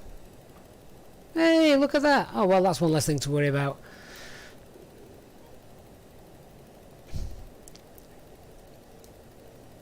Gritty man, good afternoon, or good evening, good morning, what time is it? The stream started 100 minutes ago and we've just started the engines. No, we've been reading through a hell of a lot of bump that realistically didn't need to do.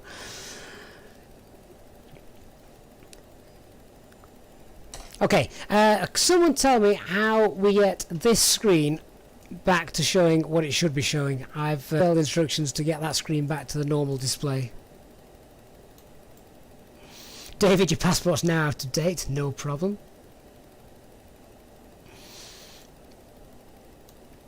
Okay, so engine 1 started, engine 2 started, yaw dampener is currently off, emergency lights are off, and Mac trim still showing. Now I think the yaw dampener needs to actually be on.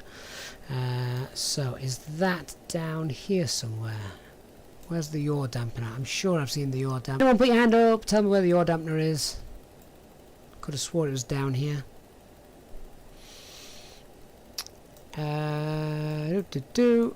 Thank you. So that's the ECS. And where is the yaw dampener? I'm sure I've seen it. Okay, never mind. Right, thank you, Digital. I'm so glad you've already done this tutorial before me. Okay, so what we got? Seatbelts, no smoking, APU valve is open. That's fine, don't care. Right. Okay. Is your dampener middle of the pedestal? Can I not see it for the trees? Oh, there it is.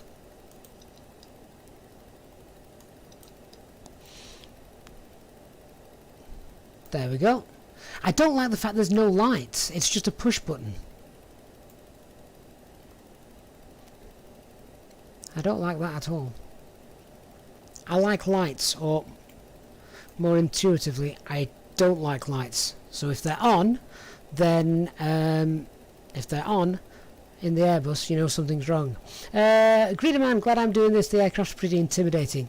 Yeah, you're telling me. I decided to do this, and do you know what? I don't mind that it's taking me this long to go through it, and that I'm reading every line of text in the manual. I have never flown this aircraft before in simulator, certainly not in real life.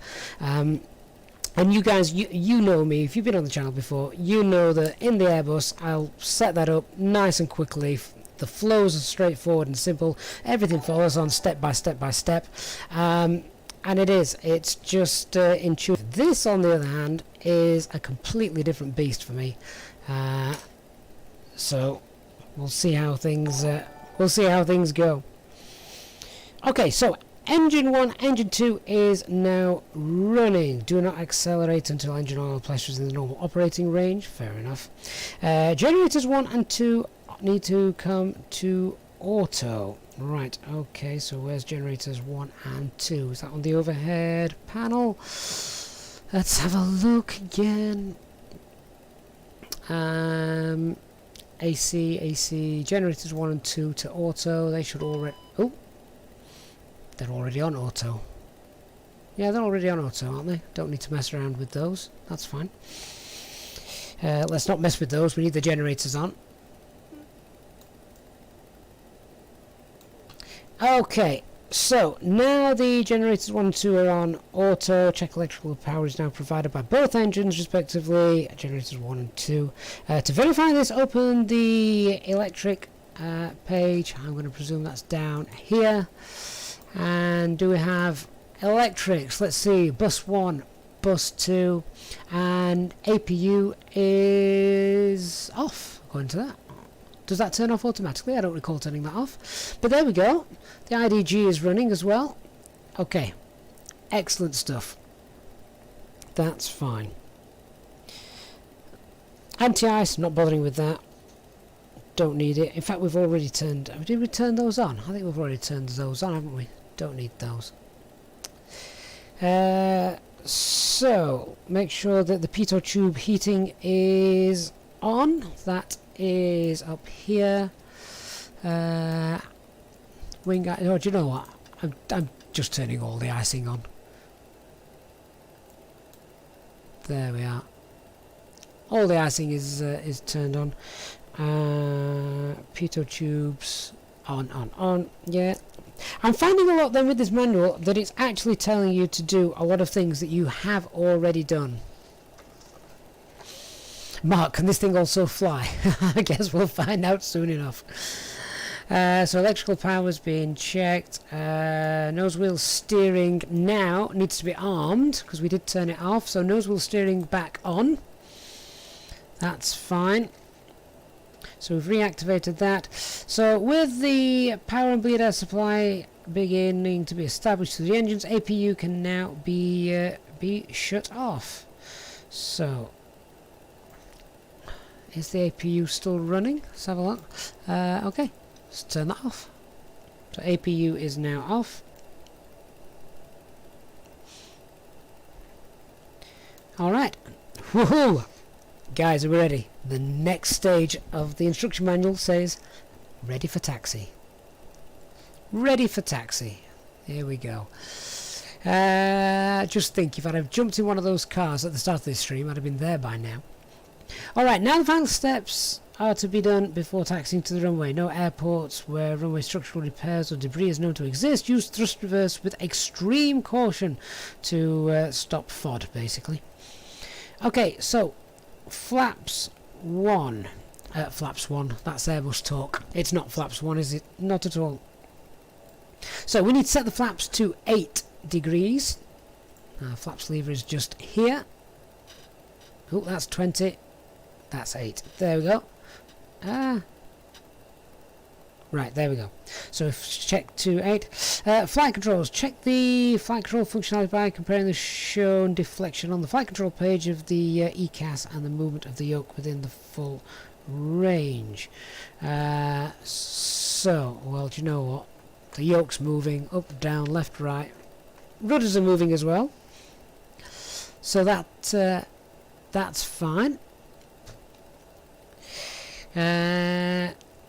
Trims. According to the electronic flight bag, the elevator trim needs to be set to 7.8.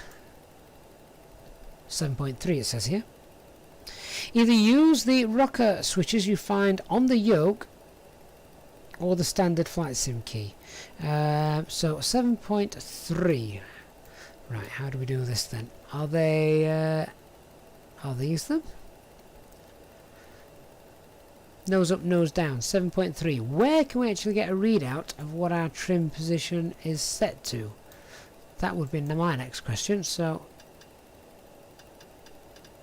I'm not actually seeing the trim position change anywhere. Anyone tell me where the trim position is actually shown on any of the flight controls? Do you have a flight control on the EFIS?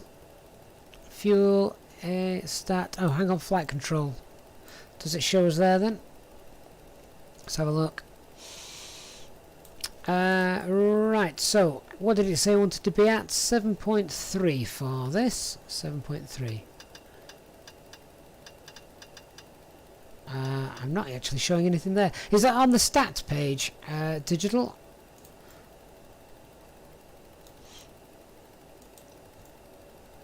Thank you.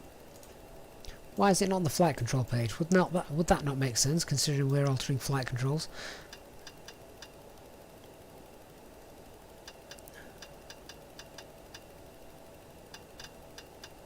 can't actually see anything changing.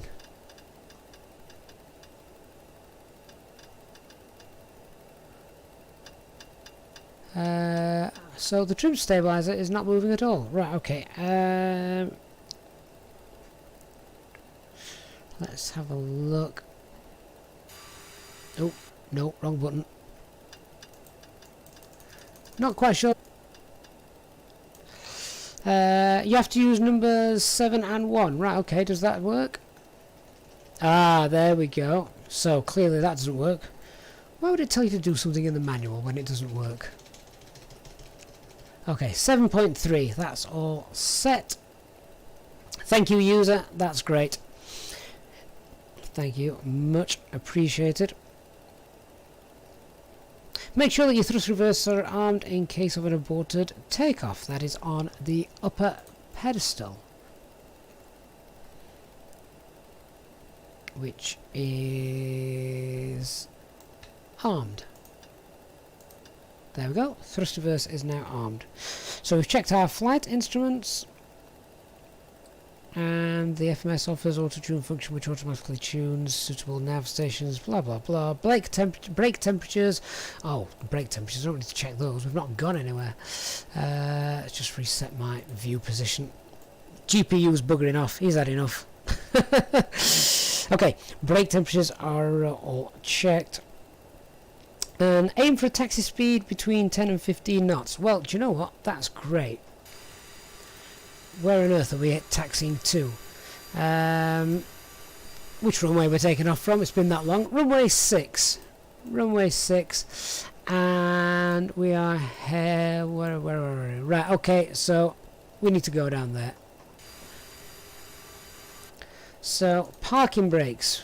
Parking brakes. Release the parking brakes. Where on earth are the parking brakes? Tell me there's a simple... is there a simple push button for the parking brakes? Parking brakes on. I can see I'm using the push button, but it's not working. Have we got the chocks still there? Ah, remove the chocks. There we go. Chocks are removed. That's fine. Now does it mean I can release the parking brakes? There we go. TO config. Okay. Yeah, digital. I was about to call you HD then. You're HD for today. Turn the navigation display back to nav. That's fine. So there we go. Oh my word, we're rolling. Ha ha ha. Does this aircraft taxi under its own steam as well? We're on our ways, ladies and gents. Didn't expect that.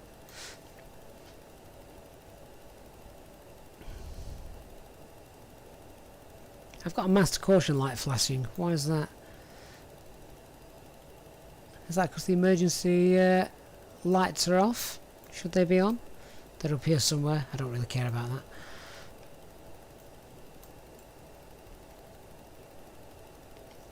Oh, we're getting excited yet. We're actually moving. We've cut the grass.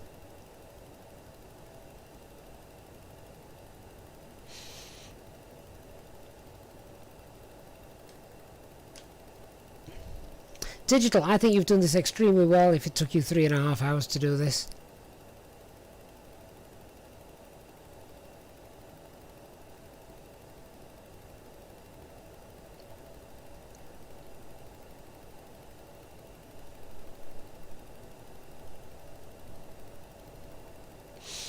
When you take off, the whole FMS gets cleared. It better not do. I may swear if that happens. Right, let's just come back to something that I am familiar with. Navigraph Delta. That's fine.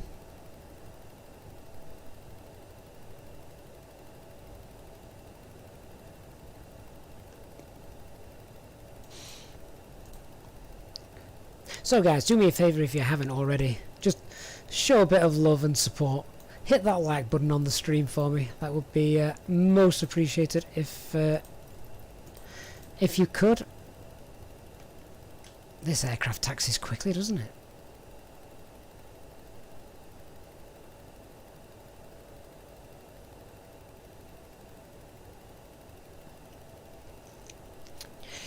Digital, that's a fair point. Have I done the wrong thing? Should we have not streamed this?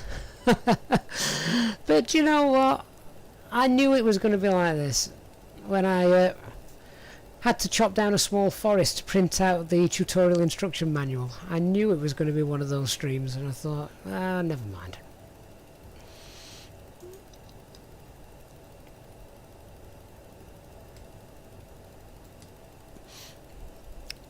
People might enjoy it, people might get bored. If you get bored, fair enough.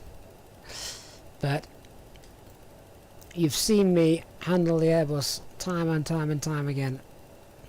Surely it's fun to watch me do something different, and even more fun to see me do something slowly.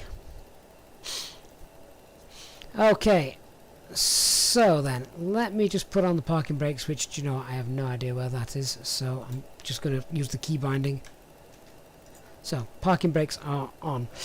Right, so that master caution that we've just cancelled. Emergency lights are often MAC trim. I don't even know what MAC trim is. But the emergency lights are over here. I thought they were... do they need to be armed? Oh, there we go.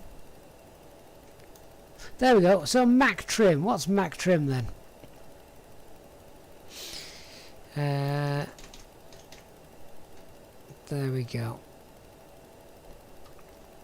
So I think we're about ready. So let's get all our lights on and things like that. We need to turn on the lights.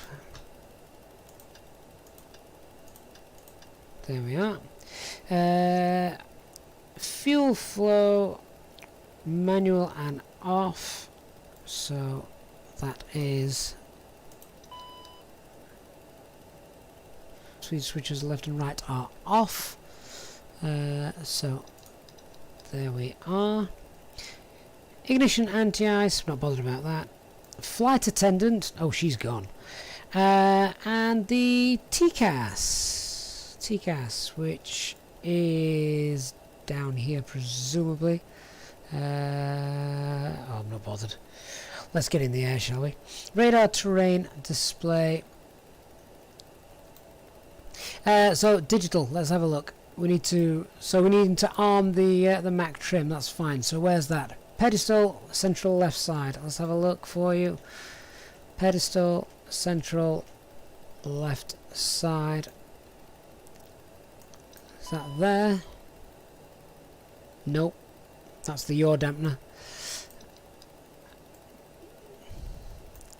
MAC trim, is it actually marked? Central left side digital. Central left side.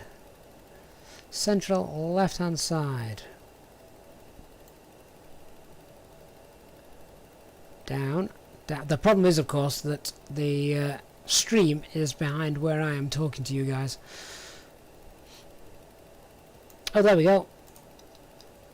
MAC trim. Got ya.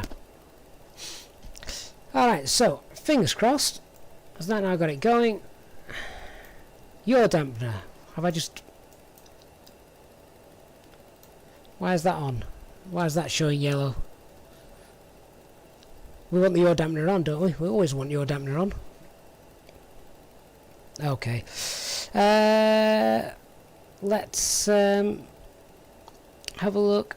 Make sure that all other messages that we can see here don't look bad. But now the yaw dampener is disconnected. So yeah, I thought I'd just...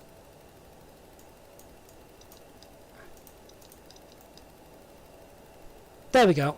There we go. Oh, why do we need two different buttons for that? On, off, in, out. Presumably that's a time-saving feature. One of the very few so far I've found on this aircraft. Okay, so we don't appear to have now any ECAM messages or anything that concerns me. The APU valve is open though. Is that normal? APU valve is... There's very little on there. Okay, there we are. Okay, so let's see what happens when we take off. God knows what happens when we take off.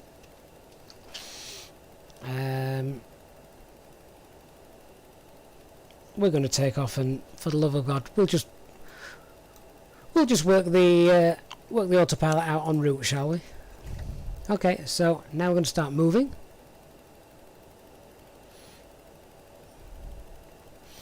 Digital, how do we turn off power to the APU? I've got 2 buttons there on the APU. Or do you mean on the generator? Do you mean turn the generator off? Confirm before takeoff for me.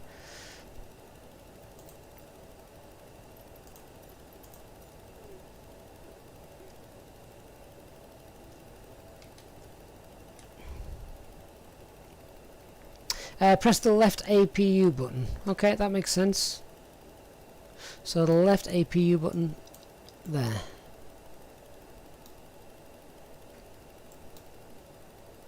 Oh, there we go. That's it. Once again, no lights. Why are there no lights?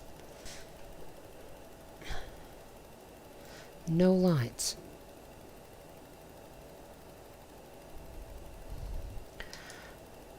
All right. Well, it's been a fun stream, guys, but I have to go to bed now.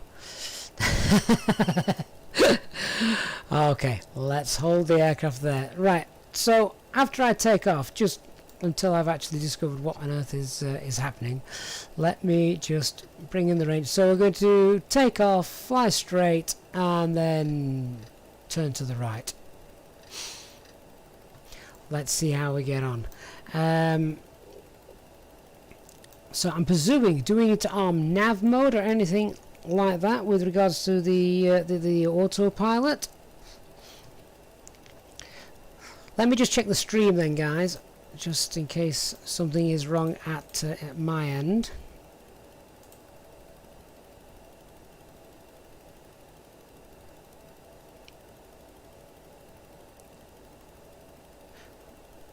So just checked everything, make sure that the stream is still working at a decent enough rate.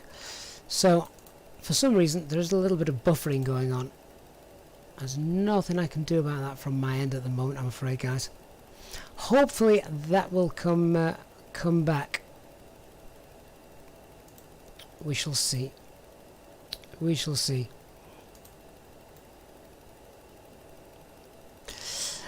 Okay, so we're going to take off, and we're just going to work out how this autopilot works as we go along. So if I press the heading bug, I think that syncs us to the heading that we're on now, so that should be interesting. Okay, let's see what happens, shall we? Let's set toga power. So there we go, toga power is set.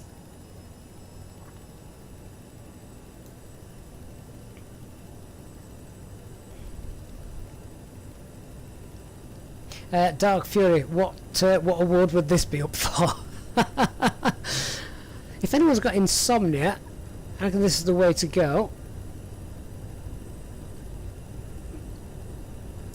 So approaching V1 and rotate. Let's get that nose up.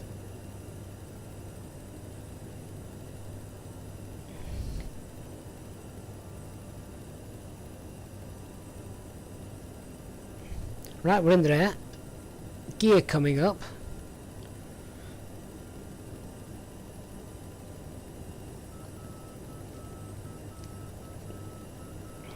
We're in the air, and we're still in the air. That's all right.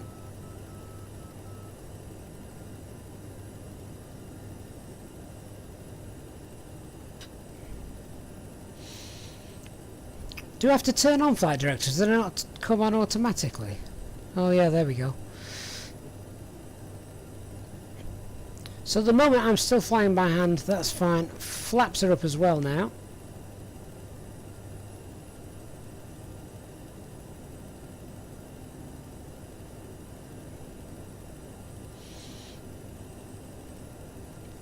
What kind of aircraft doesn't allow flight directors to come on automatically?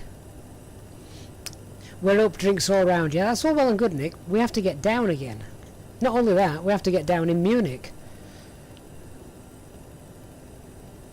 No one's still suffering with buffering on the stream. Just hit refresh. I believe now it's back up to full power and capacity. Right, okay, I need some autopilot because I'm going to get Armec flying this thing. So, let's hit nav. It's doing very much because I haven't yet turned autopilot on at the moment. I also have got, is that 10,000 feet dialed in? Right, so if I now, I've hit nav's on, altitude mode is on. If I turn on autopilot engaged, will the aircraft fly itself without crashing? Let's find out, shall we?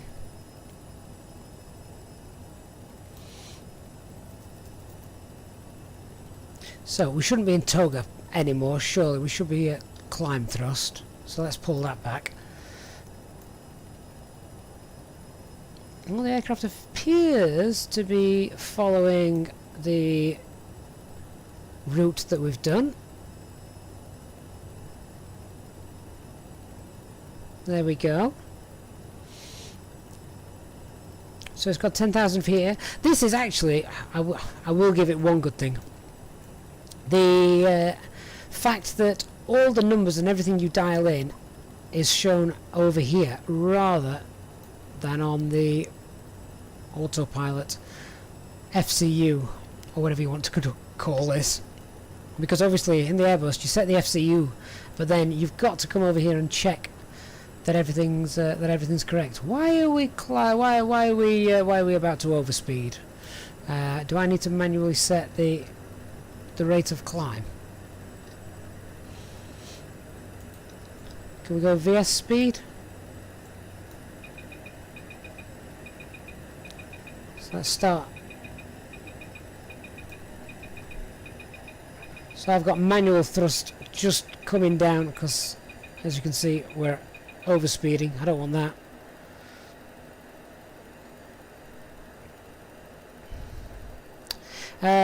So what have we got on the speed? Do you know what? Let me bring that out, certainly while I'm still learning.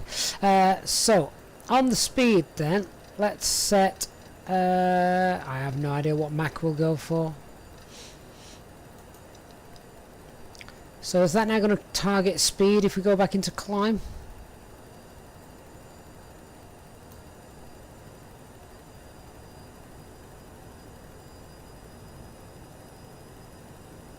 So there we go. That's now going to target 282 knots. We're now starting to climb again. So I see, is this aircraft choosing either speed or climb rate? It doesn't do both. Interesting. Oh, hang on, no, it is looking to target 10,000 feet now, so that vertical speed is coming down. I know the aircraft does not have auto thrust, so as you've, as Daryl's just said, it only sets visual cues, so that's fine.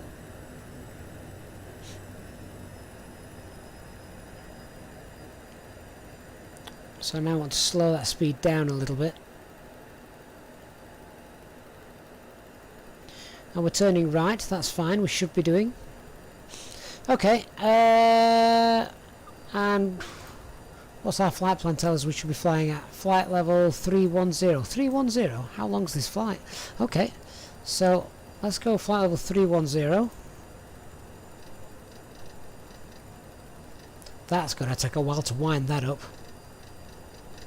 Is 310 not quite high for a short flight? Oh god, I bet you guys can't wait for landing, can you?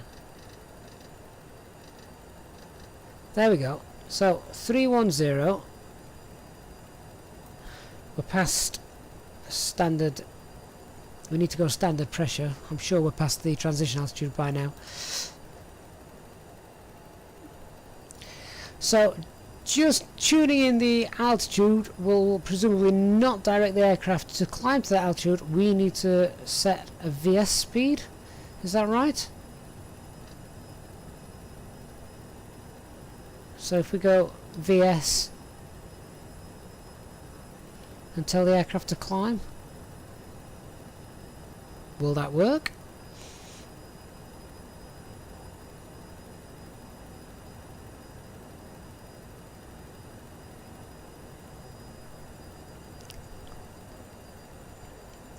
We don't seem to want to go past flight level 100. We're stuck at 10,000 feet.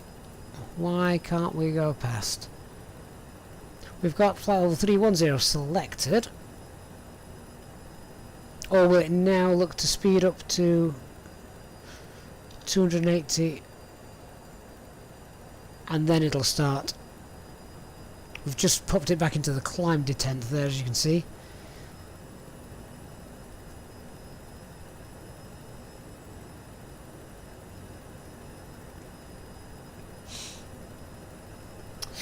So digital, either VS speed or set a climb speed and hit speed. Problem is, when I'm trying to set a VS speed, I can't actually see. Oh, there we go. Right, there we go. There we've got VS speed coming up there. So let's climb at 1,500 feet per minute.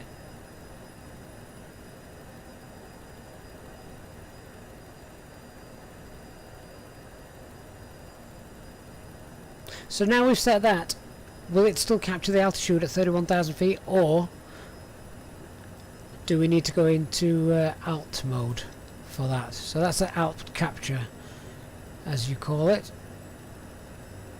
Right, okay, that's not working. Let's go back.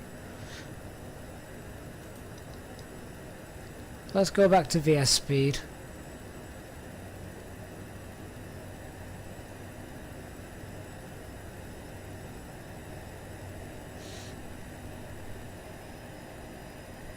And just watching that red tape coming down, because we don't want to overspeed, obviously.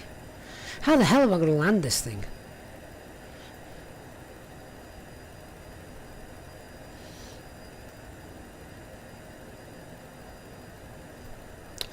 Tell you what, let's also set the altitude to 18,000 feet. I'm not going to go that high.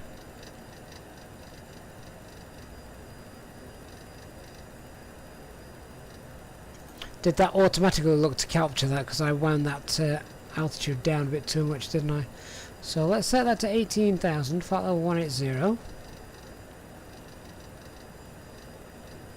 There we go. And set VS.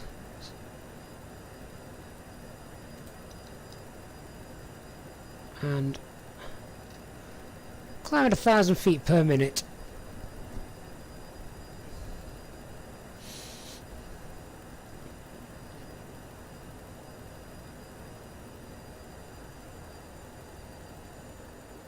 Daryl, landing is straightforward, but you couldn't master the ILS on autopilot. Alright guys, so who's been here since the very beginning? How long's this stream been going? Who's been here since the beginning?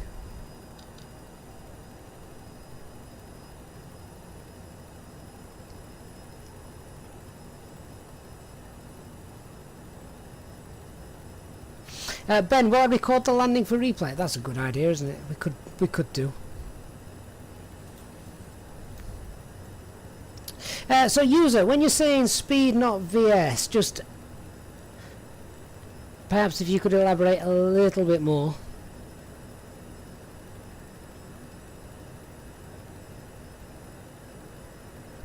Nick, this will be fine, go and bat sim tomorrow. No chance. No chance.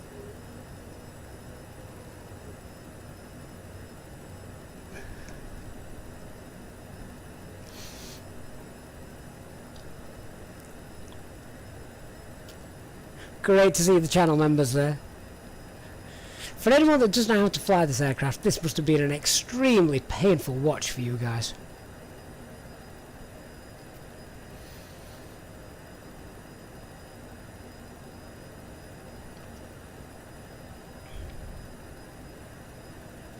Right, okay, so Yep, you've been here from the start. You've gained 2 grandchildren and a wife.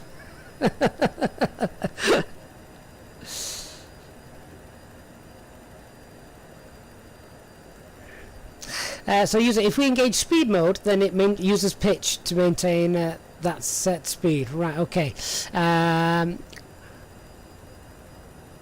So if we lower the speed, presumably we'll increase the climb rate. That would make sense.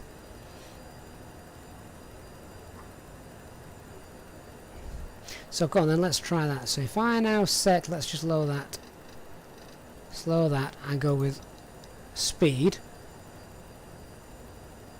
Now, do we need to be in climb thrust for that to work? And the climb detent.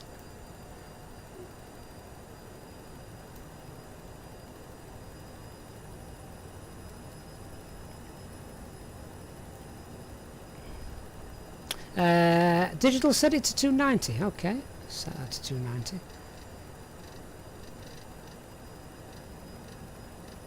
But how is the aircraft then going to climb if it's targeting a speed up there? Or will it hit 290 and then begin to climb?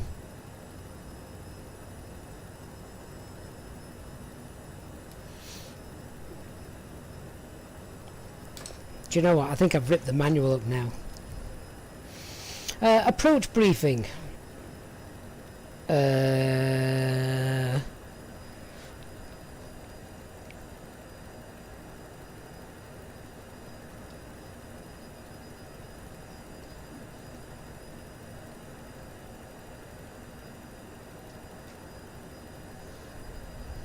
Chris Hogg, you've just come back. Is it next Wednesday already?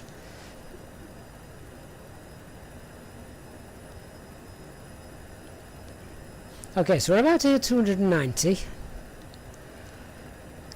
So I'd expect now the aircraft start to pitch up. There we go.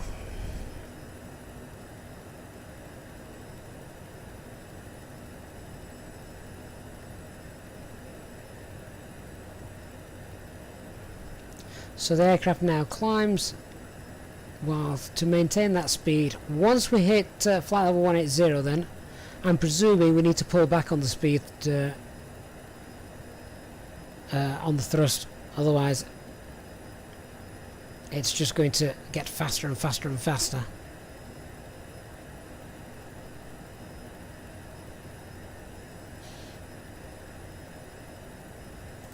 I need to keep an eye actually on where we are, because, well, I have no idea when we need to start going down. I have no idea if ILS frequencies are populated. I have no idea how we control such things.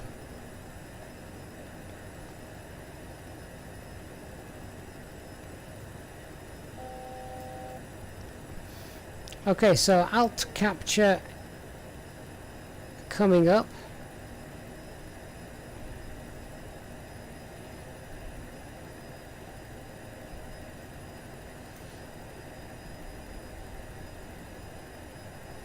So now, presumably, we'll want to pull back on the thrust and go to manual thrust.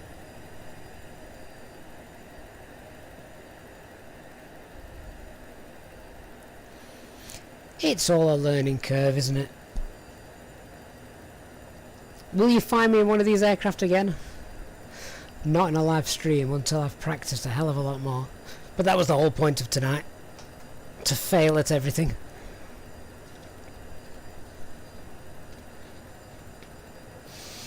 So, digital, there should be a top of descent marker. Oh, well, that's nice.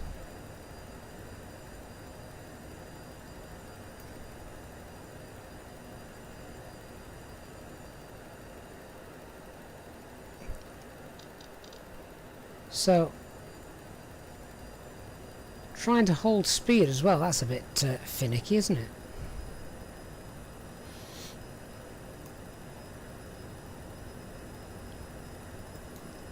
Okay, let me close that, and then I just want to zoom out on the range a little bit.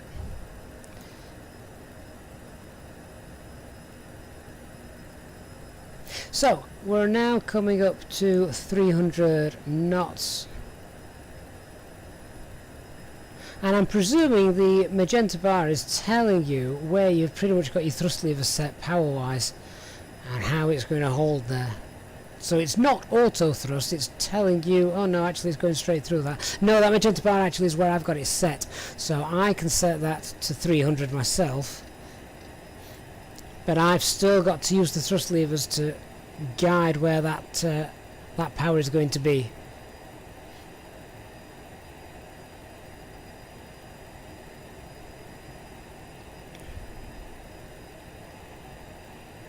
Okay, that's close enough. Oh, right, where is that cabin service?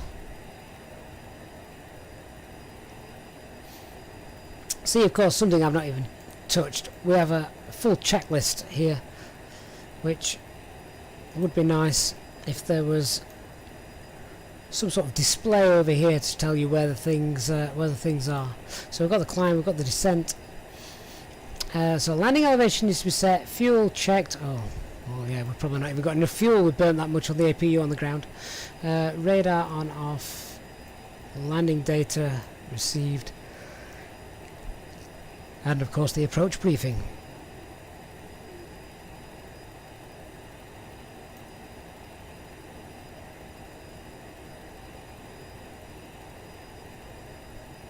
No limits, I can tell you. Oh, someone wants to talk about the Airbus. Thank God.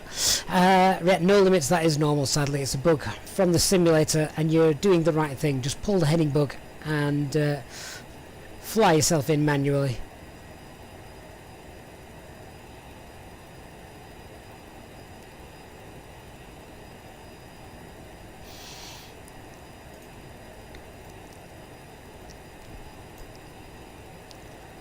So presumably now we can just chill for a little bit.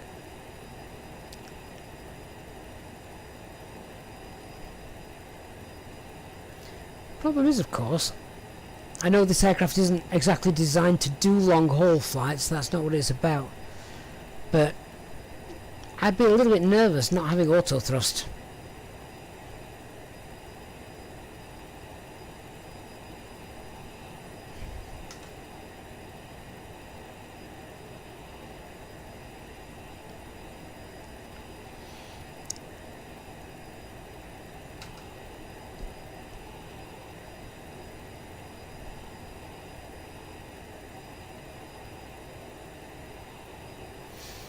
Nick, does TCAS work on here in VATSIM?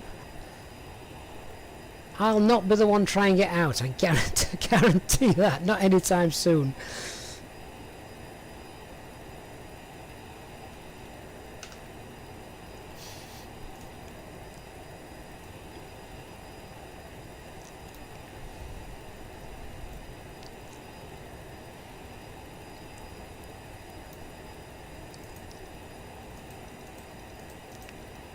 So I was wondering if we could just scroll through the map like we do in the Airbus.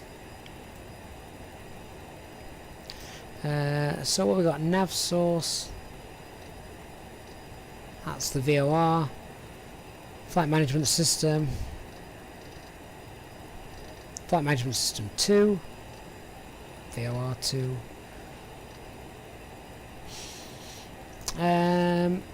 Decision height MDA. Presumably we can set the MDA somehow. Where would that be being shown then?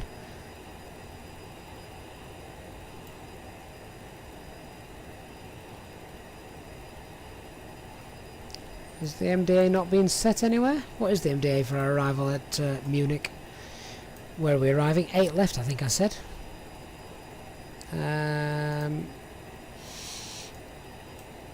Approach 8 left. That's it, right.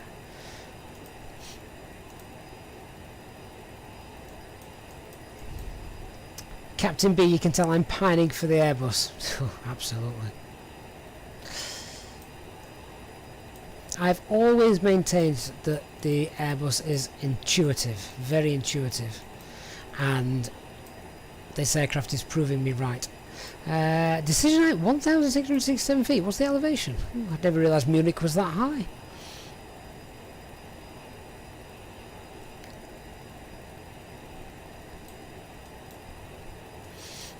Simon, after touching the nav source, navigation in the FMC is disabled. Oh, wonderful. Does that mean I now need to double check that we're still on course? Oh yeah, so you're right. Thank you.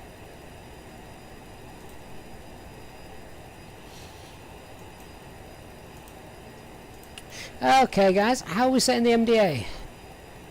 I can switch between decision height and MDA, but as I'm trying to change that, it's not showing me anywhere on any of the displays that that's meant to happen.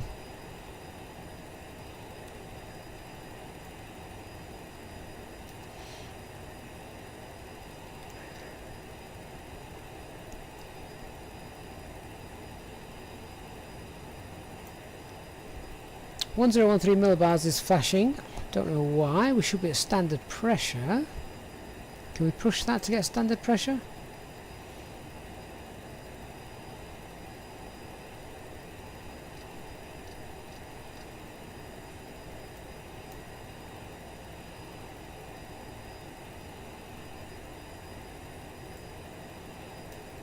Ah, do you have to push the centre of the button to bring that up? Hang on then. Oh, there it is. There we go.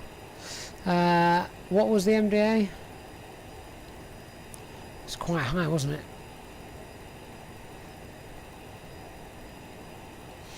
(1,667). So call that 1,670.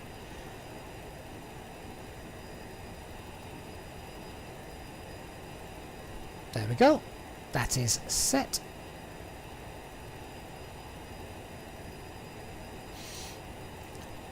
So when do we need to start descent?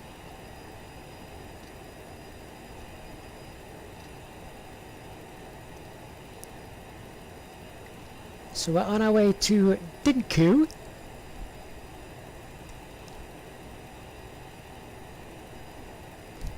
Just watching that speed again. Oh, I've become so reliant on the automated systems of the Airbus.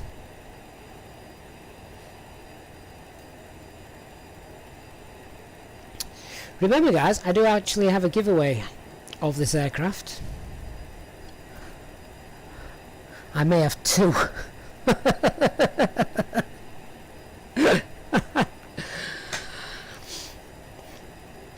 Do you know though, there's been so many comments on different forums and things like that about how this aircraft is so expensive to purchase and buy, and I think it's, what is it, £50, something like that. Then compare that to things like the Torlis or the FS Labs, or of course Project Magenta, PMDS. The amount of detail that's in it is exactly what people are after, isn't it? Now, granted, for me, this isn't the kind of aircraft that I'm used to flying, but if I wanted to get used to flying this aircraft, there is a lot of realism involved in this. Nick, do you have to set the cruise level in the FMC to get a top of descent? Oh, great. We've got constraints shown on there. I don't know if that helps.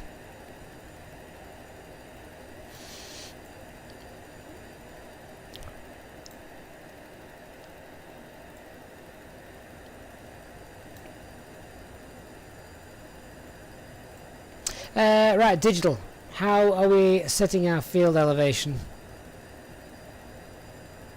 And how are we adjusting the pin quickly for me? I'm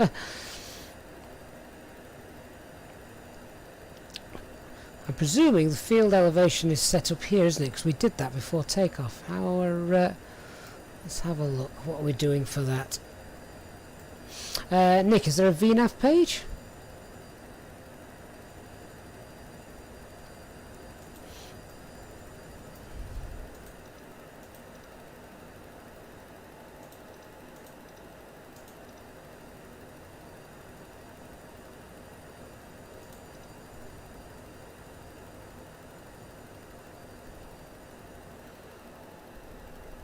Captain B, you're only here for the landing.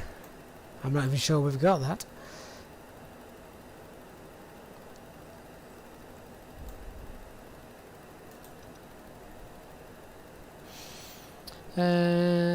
So distance to go, we've got 105 miles to go.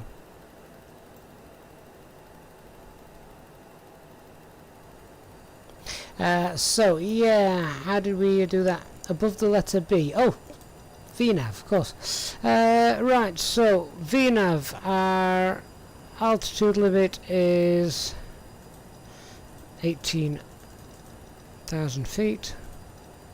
Invalid entry. Ah, now, is this because you have to type in FL? Flight level. Oh. Why can't I clear that? There we go.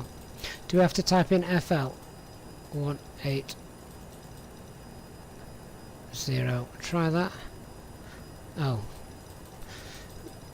Slash FL 180. Does that work? No.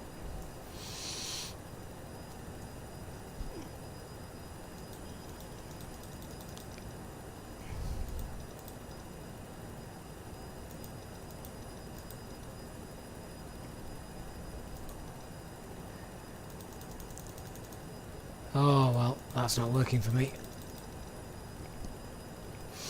Do you know what? I can wing it. I know how to fly, just not this aircraft. Just watching that speed as well. So that's the VNAV climb. Ah, fair point, Nick. So our next page, VNAV cruise. Ah, cruising altitude. So is that flight level 180? Oh, one too many zeros. Nope. Okay.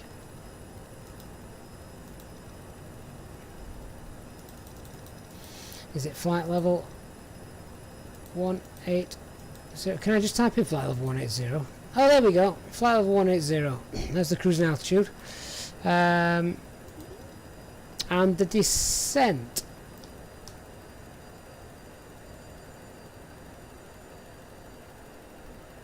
So we want to be below 13,000 feet, and that's actually coming up. So if I now type in...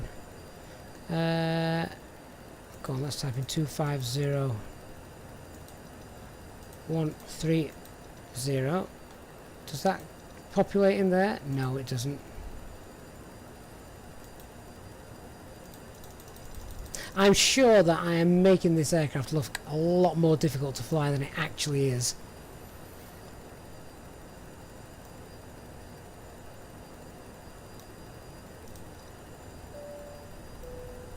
Ladies and gentlemen, we are now serving sandwiches. Oh! Sandwiches! Well, hey!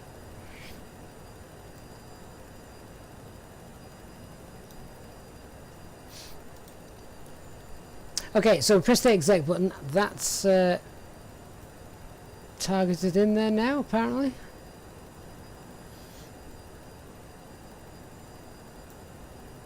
So the next page, I want to come down to flight level 130. So do we type in flight level 130? No, that's an invalid entry.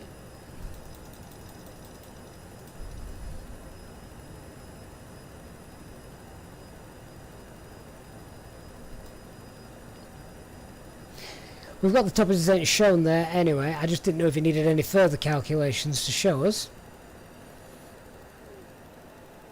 They better be good sandwiches.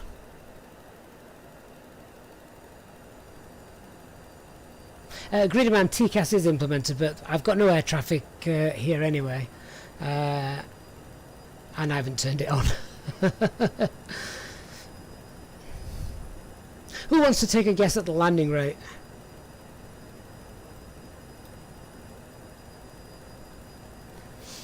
It's well past my B&B time, but we'll stick with it.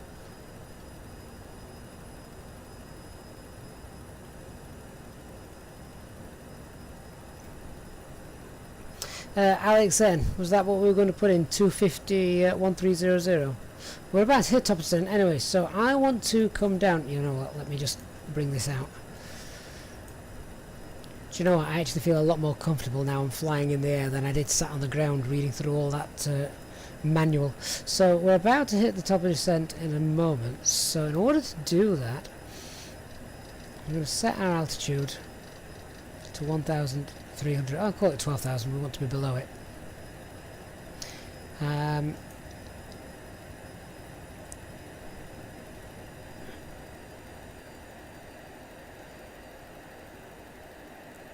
So now we've put it in alt and VS speed.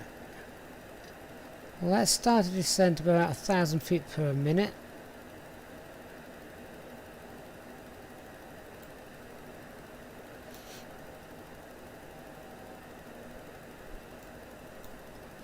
I need to have a look at this because I don't know how to use the map on this aircraft. So what is it we're expecting to do here? Does this bring us straight in, or are we going to have to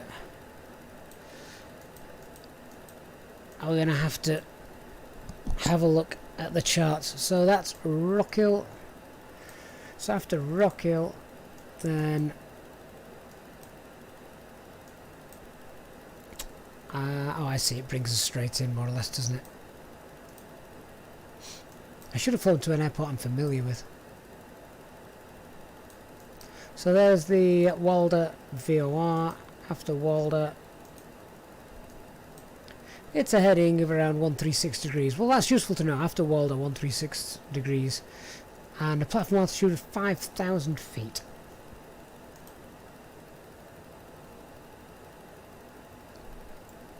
Is Walder even in our flight plan? Can we have a look? Legs. Next page. It wasn't actually.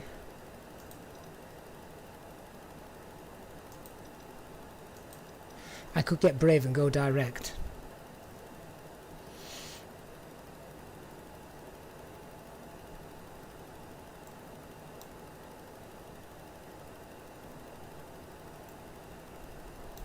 User, go to the direct page and you'll see the VS. Direct page on here.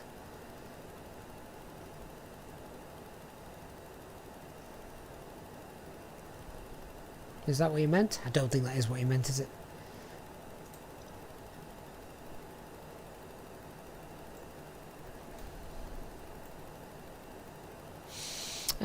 Primer flight display is actually showing what we need, is it? We're definitely shallow. Oh, of course, little snowflake, doesn't it? It has snowflakes and donuts, this aircraft. Right, okay, hang on. Oh, I'm also scrolling the wrong way. That's also not intuitive. Scroll up to go down, scroll down to go up. Who designed this thing?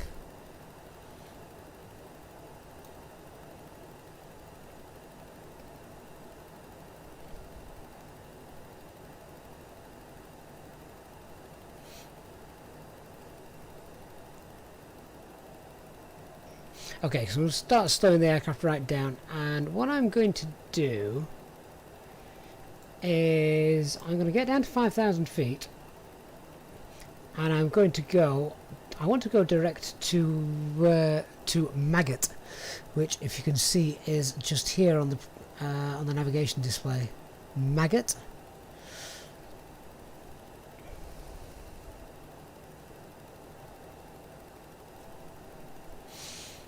So it's telling us we need to descend at about 2,000 feet per minute. Oh, wrong way again. Let's get that down. So we're actually following this little blue donut thing there, aren't we?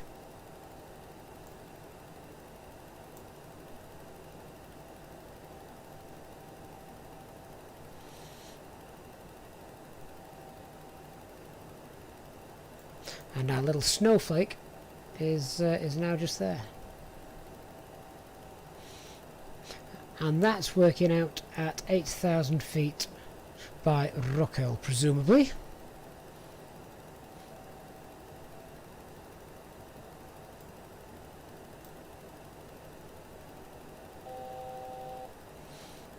So I need to change the altitude on here to get down to 8,000 feet.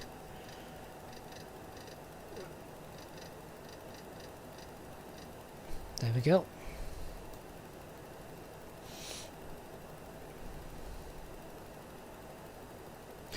What kind of numpty flies an aircraft for the first time on a live stream?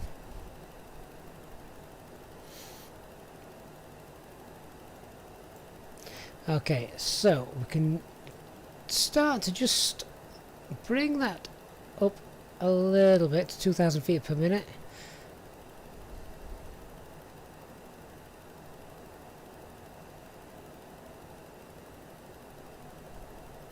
There we go. Tell you what, guys, I'm so glad you're all here, though. For those of you that have flown this, it would have been almost impossible to have done the stream without your help, so I thank you for that.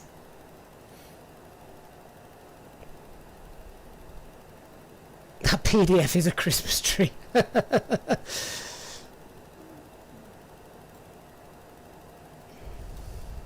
Will, this is your first break at the... Oh, you've missed nothing apart from that 2 hours on the ground working out what on earth we're doing. Right, do you know what? That's the manual. That's gone. Right, so...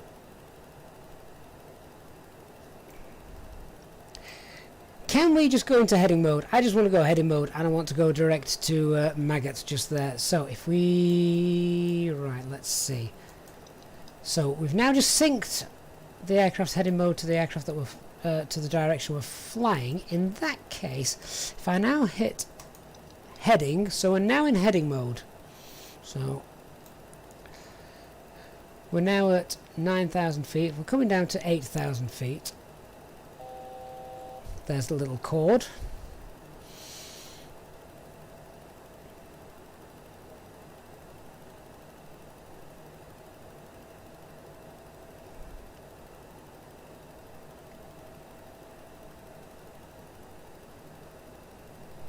So there we are, 8,000 feet.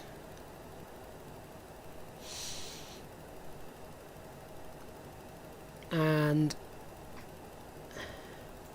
we're now going to start descent down to 5,000 feet. So I want to come down 5,000 feet. And that is our platform altitude for this descent. So let's start our descent. 1,000 feet per minute I think should do. See, I'm presuming now VNAV's out the window. I put it in heading mode. It has no idea where we're going or what we're doing, so... Okay. So, do I have a glide slope showing?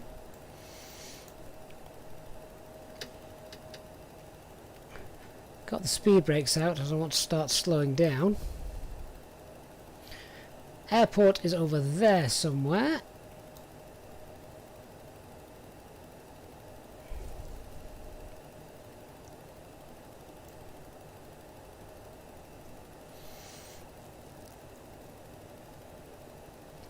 Digital light. I never turned them off, mate. They're all on. They're still all on. Well, I think HD would be as lost as I am.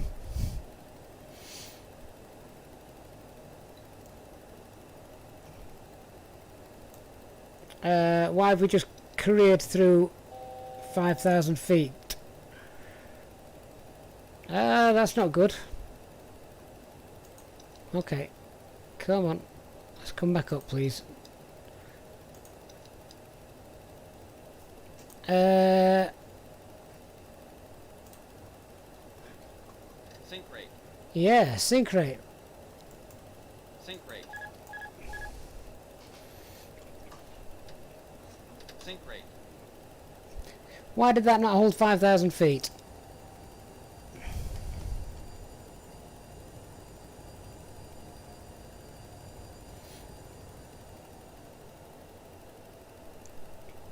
Right, let's get some flaps out.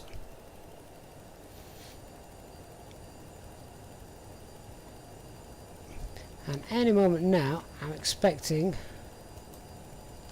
that localizer to start coming across.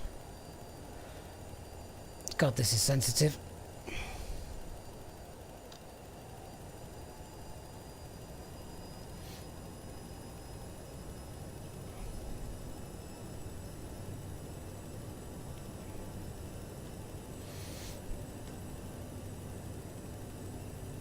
So I'm now basically flying manually and using that localizer, which we should intercept in a moment. We should be at 5,000 feet though, not 3,000 feet. So autopilot isn't on, guys, at the minute. I wanted 5,000 feet in heading mode. If I pop that autopilot engaged,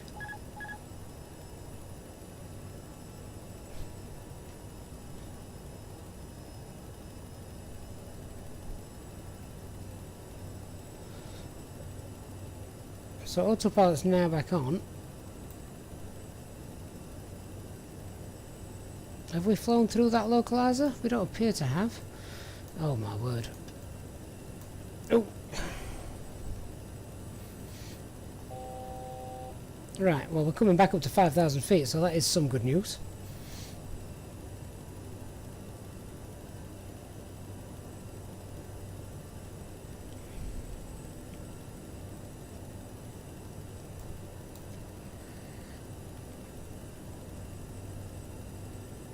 So I'm still wondering why my localizer hasn't picked up, because we've flown through it and the bar hasn't moved. Yeah, so I've realised we've got the autopilot disconnect bar. That's fine. Oh, there we go. Now the localizer is being picked up, in which case if I put on the APR and autopilot engaged, will it follow that?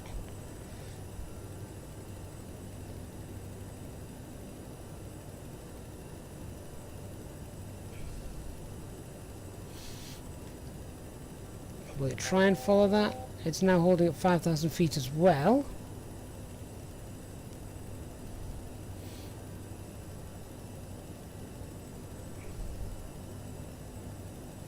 So hopefully now that shall bring us back in.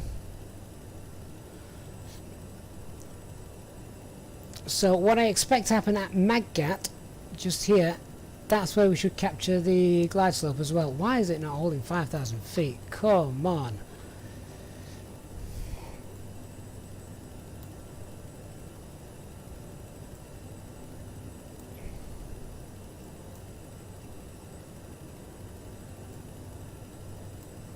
Oh, intuitiveness.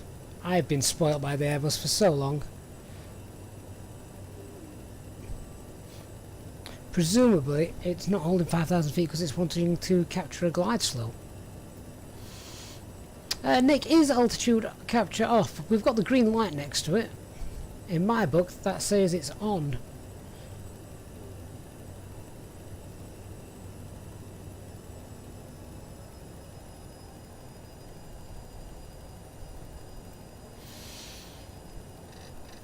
I have no idea what the land speed of this aircraft is anyway, but it's a lot smaller than an Airbus.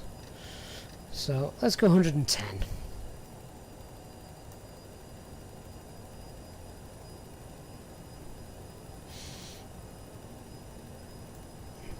Can we see a runway yet? Hey, look at that, I can see a runway.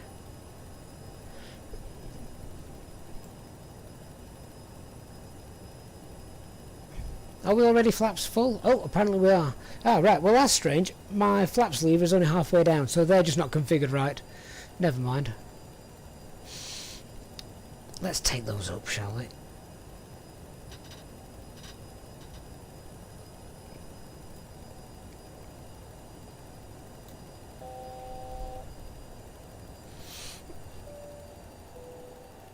Ladies and gentlemen, we are about to land. Please remain seated until we have stopped. Sink rate. Are we about to land? I've still got the autopilot on and it's trying to kill me. It's just descended well below the glide slope.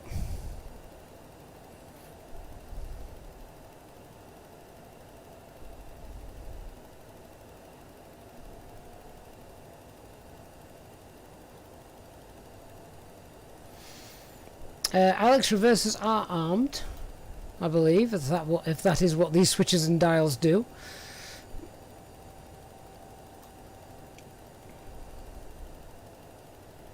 I'm going to come out of this cloud base and land this thing manually. This autopilot needs a lot more reading up on my behalf.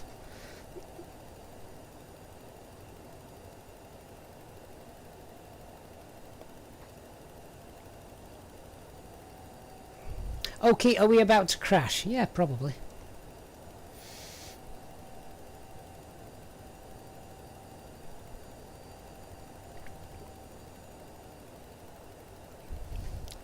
We're definitely well below profile, so let's just...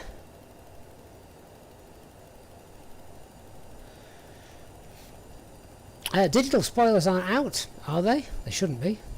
Ah, there we go. They weren't out on my thrust levers. I think clearly because they're still set up for the Airbus.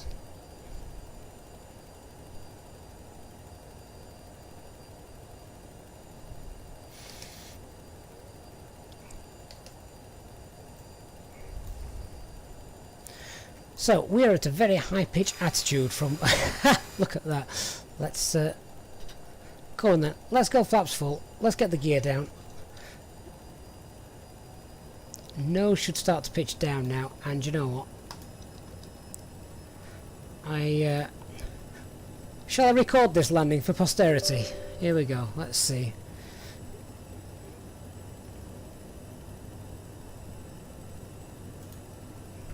So we're recording the landing, let's have a laugh.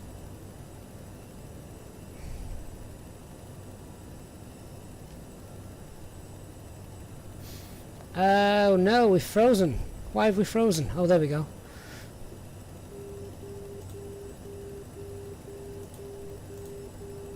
Right, let's get that nose down. Autopilot disengaged. Oh, good lord, how high are we now? Well, at least we're on the localizer. Did I pop that gear down? Yeah, landing gear's down. So, this is what they call the slam dunk approach. Sink rate. Tell me what you guys expect this landing rate to be, will you?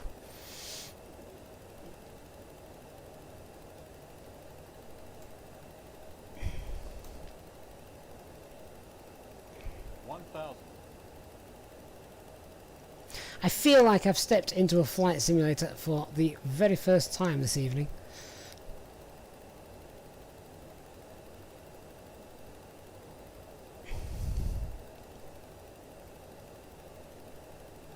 Sink rate. 500. So, a fully manual landing and an aircraft I don't know how to control. We got from A to B, albeit I'm not going to say safely just yet. 300.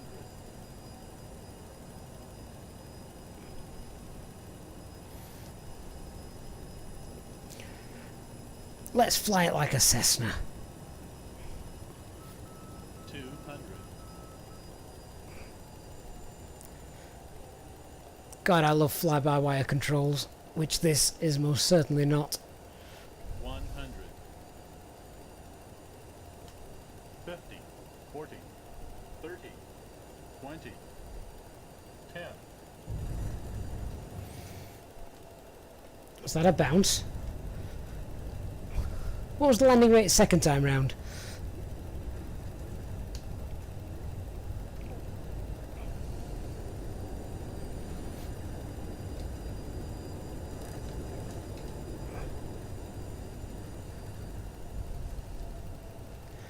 Let's get...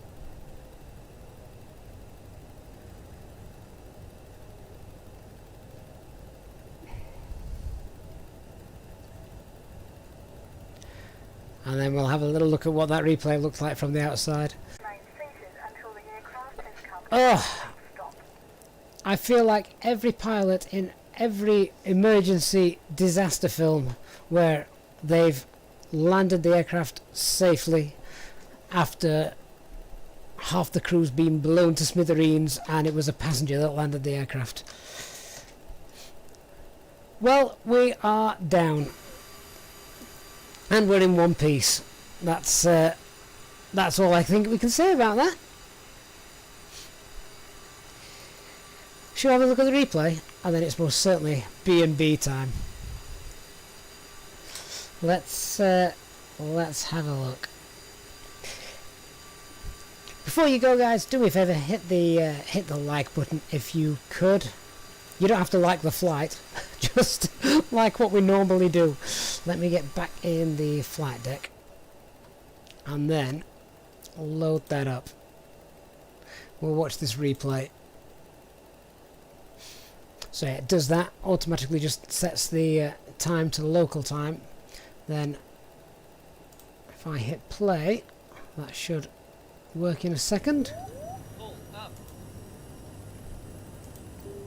Let's just set the time to daylight. There we go.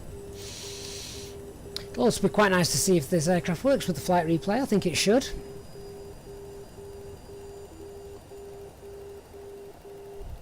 Alex, good job. Only underwear was harmed. Fair point.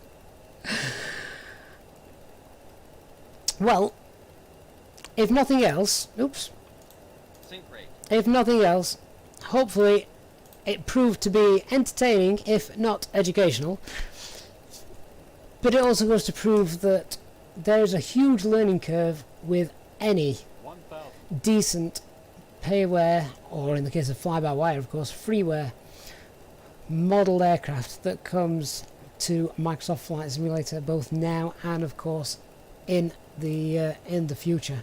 It's certainly not the sort of aircraft that you're just going to jump in and fly perfectly, as was testament tonight. Remember, guys, I had never even powered up this aircraft until starting this stream tonight. So it really has been, you've witnessed my first time behind the controls of the CRJ, and I'm not going to lie to you, that was very, very hard work, and I'm looking forward to chilling out after this. Take the dog out for his final walk, who by now must be sat crossing his legs somewhere. At least I hope he's still crossing them. If this is the first time on the channel, guys, then 40, please do consider hitting the subscribe button. 20, 10,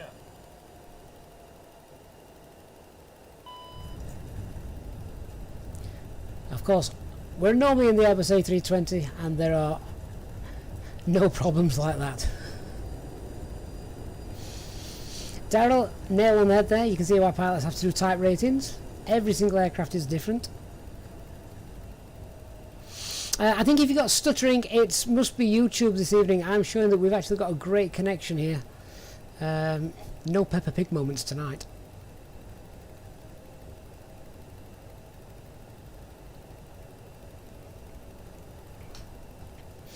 And shall we have a look from the outside as well, guys? Let's have a look. So, let me just pause that and rewind. There we go. Don't sink. Don't sink.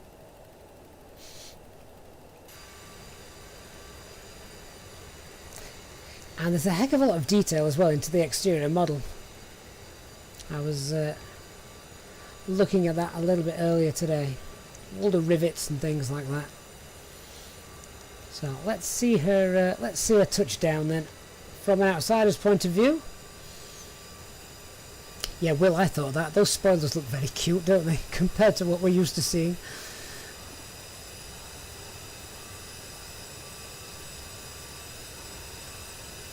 I'm not entirely sure what the correct pitch-up attitude of this aircraft should be, but it's got very small wings, so it's not got the surface area that the A320 is going to have, or a larger aircraft.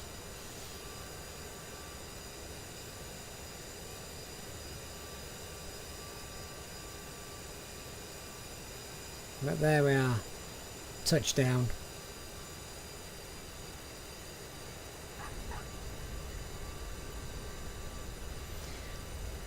and a wheelie as well, just to carry on. Get that nose down. Is that even in the? Is that even on the ground yet? Nope. How far can you go before touching down? That only just touched down before starting the taxi. Brilliant. Well, guys, we knew tonight was going to be more about, about me trying to get to grips with this, and it was purely meant to entertainment. There is absolutely no tutorial information gone on here.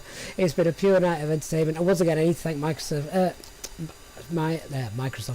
Thank Aerosoft for providing me with a copy of the CRJ to showcase this for you this evening. Remember, we also have a free copy of this to give away, so please stay tuned for that. More details to come on that one. I am going to leave you with one final replay of this, but I just want to say a big thank you to all of you for enduring that flight with me, particularly the first 100 minutes of the stream, and a huge thank you of course to those that have donated to the channel via the super chats, super stickers, or the Streamlabs link, and of course, as always, a big thank you and a big good night. And thank you for watching to our EasyJet SimPilot channel members. The next time we'll be back in the Airbus, we'll be back in our EasyJet colours and back in the aircraft that I actually know how to fly. But hopefully you found that all fun. Thanks very much, guys. I'll see you for the next one. I'm off for maybe 1 or 2 B&Bs this evening. I'll leave you with a final replay. Night night, everybody.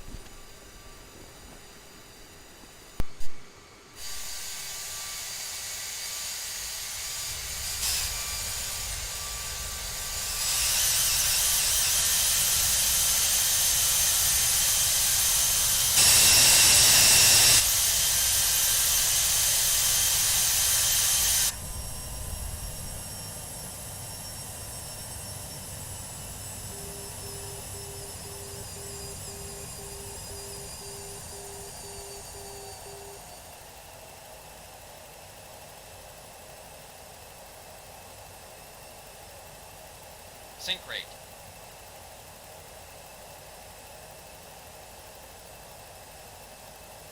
1,000.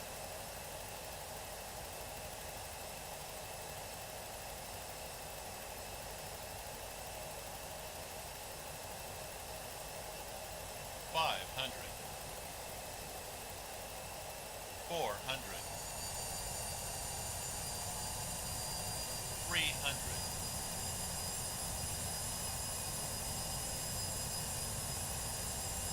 200.